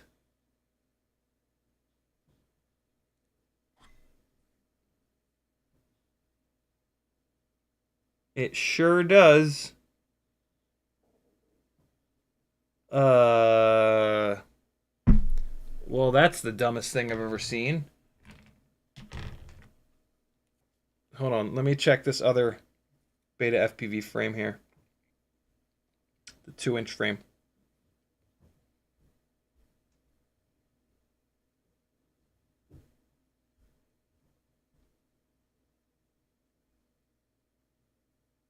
Nope, this one's fine. Okay. So don't buy the Beta 75X frame. It uses a 4-bolt motor mounting pattern that is non-standard. So Beta FPV must have a very specific motor that only works on this 75X frame. And so basically what that means, you're going to love this. This is going to be a great end of the stream. It's 5:02. Time to go watch some Mads Tech. Here's your end of the stream treat. Ready? What that all means is that this Beta FPV 75X frame is worthless.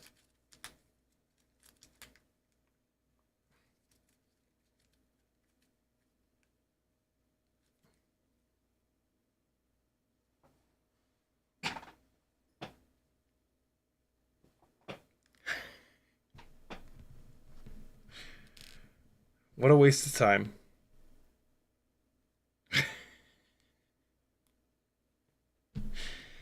There you go, friends. That right there. Stick with me for this, ready? That right there is a form of self-care. That frame has been kicking around here for years. And I've continued to save it like, oh no, I'll use it eventually. Eventually I'll find a place for it. Eventually I'll use it. Eventually I'll use it. Nah, fuck that frame. And the horse it rode in on.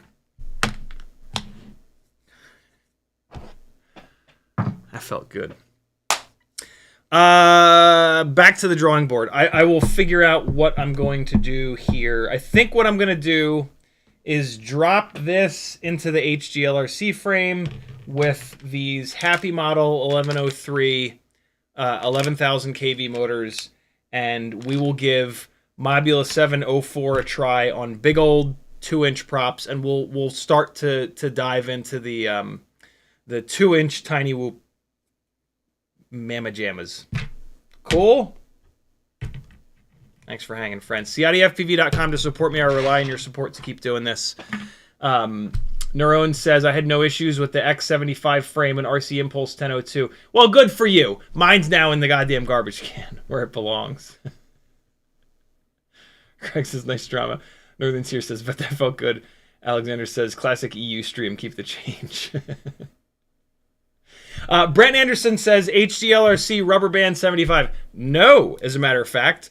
This is the 2-inch frame, and it has a proper battery bay. I don't like the whole rubber band your battery thing in. This 2-inch frame has a proper battery bay here that these batteries slide right into with no problem. So I'm happily using this. I think maybe the Hglrc 75 frame is the one that uses the rubber bands, but yeah, this one does not. So I'm thrilled about that. I did put 6 batteries in the stream title. Let's do it real quick. We'll fly 2 batteries. You guys have to fly 6. I get to fly just 2. Because I've put my time in. I'm thousands of batteries ahead of you. First up, Beta FPV 65, Air 65 with the 27,000 kV motors on a wee little 1S 260 mAh battery. Nice little lightweight 260. Here we go. Boy, this is going to be weird flying something low latency and lightweight after the ton of batteries I've flown through this O4 heavyweight. Okay. Not flying this one because the motors are going the wrong direction. Or... No. Actually, we are going to fly this because it's a... I changed it to props in, but I didn't...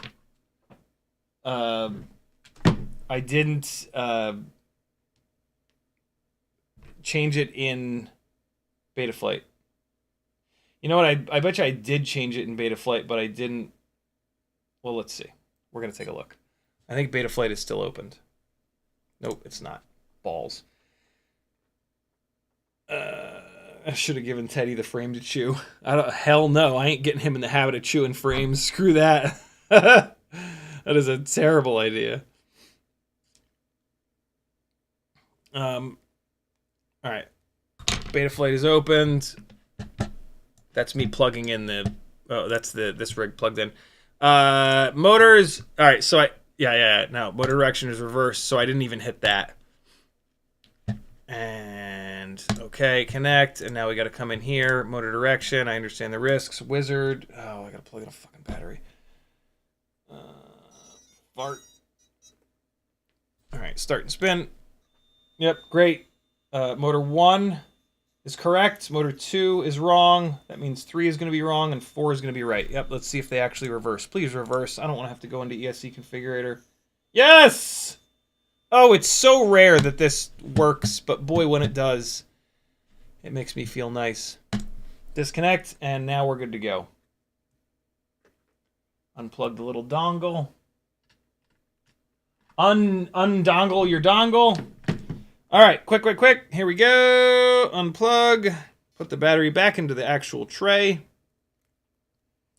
And we will do an Air 65. Yeah, this is the one that we talked about last time. It's on the pink HQ ultralight props. I'm not sure if they're the high pitch or the low pitch, but... Ooh. Hey! I don't have anything plugged. Why is this battery done? Oh my god. Why are you freaking out, bro? What's happening? Let's see what the battery bounces back to. Yeah, see, so the battery is fine, but there's a problem with the rig. You see the battery voltage going all the way up to... Look at it. It's all the way up at 4 volts, right? But watch. The PID loop is freaking out, and the PID loop is sagging the battery down.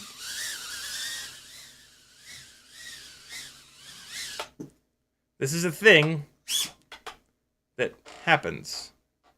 Do I just have the PIDs cranked? I do not. Something else is wrong. Let's take a look and see if we can find a mechanical problem. Always look for mechanical problems first. Well, there's a battery wire that was all up in the the duct. Usually if it's hitting a prop, it'll be really obvious, but you don't want it to be like that. So let me fix that first. Hold on. Okay. All right. So that's fixed. Now let me just check the frame to make sure it's not broken. Nope, that seems okay. Props all seem okay. Let's flip it into turtle mode. And we'll spin each motor up, see if there's one of them that's vibrating really hard. Motor 1 is fine. Motor 2 is fine. 4 is fine. 3 is fine. So that's all okay. Let's check the antennas to make sure there's nothing like wobbling around. Nope, that seems okay. Let's check the camera, make sure it's not wobbling around. Nope, that seems okay. All the screws are tight. Let's try it again.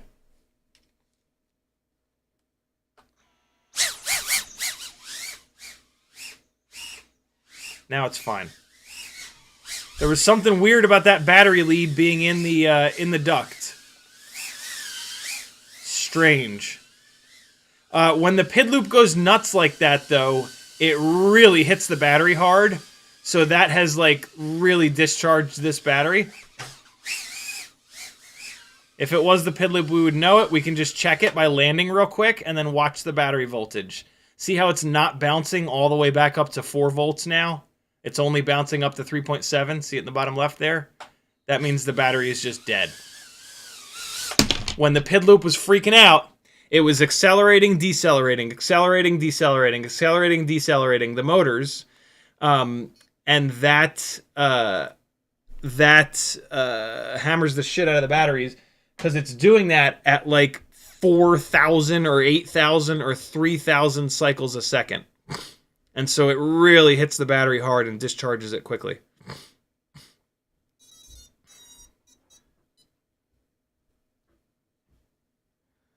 All right, let's fly an actual battery here. 1S260 on a Air 65 Race Edition. Oh, nope, it's freaking out again. It's freaking out a little bit. The battery is fully charged. Woo! I don't do that very often inside the pitch back thing. What's Little Boo watching? Little Boo is watching Queso.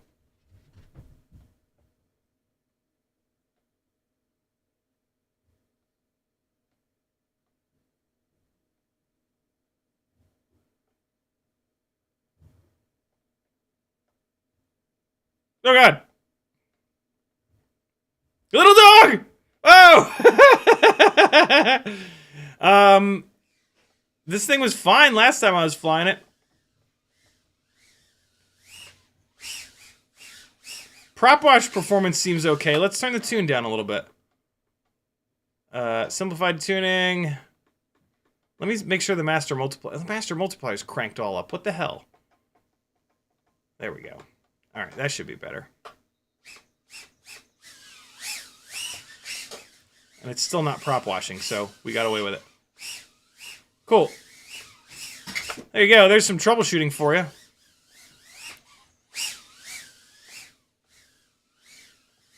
Whoa! I usually don't do that pitch forward move inside the house because it's kind of small, but... Oh, God. So it's basically like it's a split S, but with pitch forward instead of pitch down, right? So you roll it inverted, and then you pitch forward to get out of it. So roll it inverted, and then you pitch forward. It's one of my favorite things to do outside, but you need some space. For fuck's sake. Oh, no! Now it's stuck! Battery's kind of dead anyway. There you go. There's a little trick tip for you, too. All the things.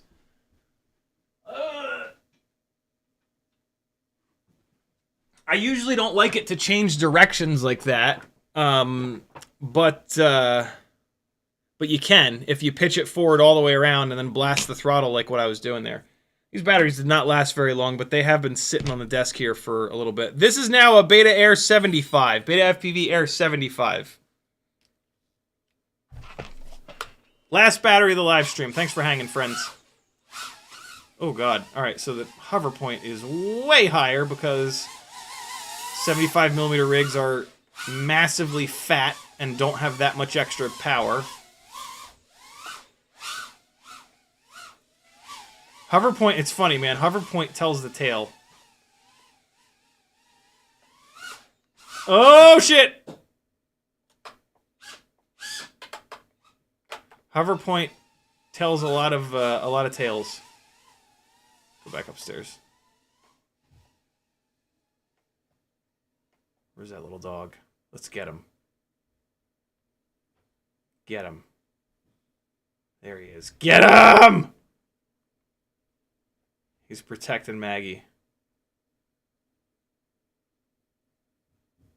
Oh! Let's try to outsmart him. Nope. He's protecting his mama.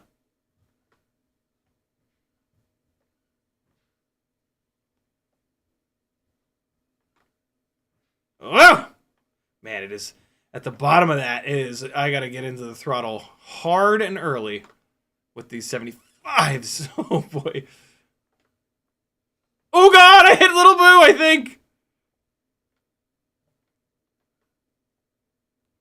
I hit her again? Let's hit her again.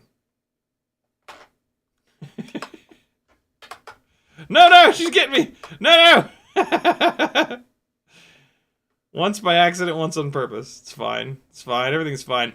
Here's that move again. Oh, I forgot there's a hair in the sensor of this thing. So turn it over. Hold on.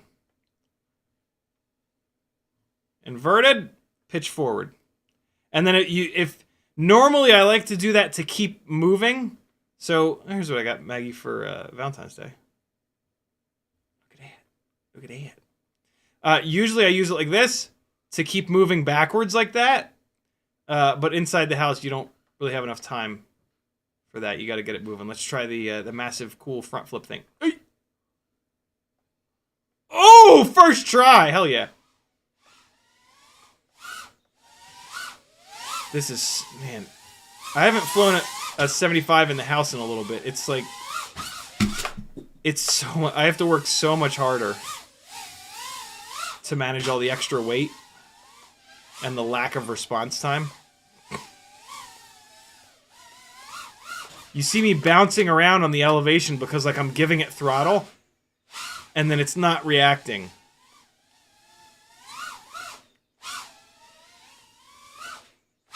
You can still do stuff if you're really good, but boy does it make it harder. Boy does it make your job a lot harder. Oh, I'm happy to report that that I re-upped a little bit on the Oreo flavored Oreos. We've got the 3 here. We've got 3 in the middle, and then we've got 3 more in the front here. So we're back up to full strength at 9. 9 packs of Oreo flavored Oreos. I'll be good to go for at least a little while if they discontinue them on me again. They're all in here. 3, 6, 9. Oh god. Oh god. Oh no. I've made an error. I've made a tactical error. No! Get out of there! I don't want to walk over there. It's like 10 feet. No! No! Thanks for hanging, friends. There's your live stream for this beautiful Sunday. I hope you enjoyed. I'll see you tomorrow night at 10 o'clock, and I'll have hopefully some more O4 footage to kind of talk about, and we'll keep rocking in the free world. Free for now. Ramala says, so digital full set is cheaper than Sky Zone setup compared to N3. I'm not sure what that means, brother. CiottiFPV.com has a link to my Discord channel. Come on over, type your question into general nonsense, and a bunch of the brilliant people that hang out here all the time will have some answers for you. Love you, bye! Here's some more, here's some of the flying from earlier. Nope, that ain't it. Yep, that's it. See you guys tomorrow night at 10. O4 footage, 4K, blah, blah, blah, blah, blah, blah, blah.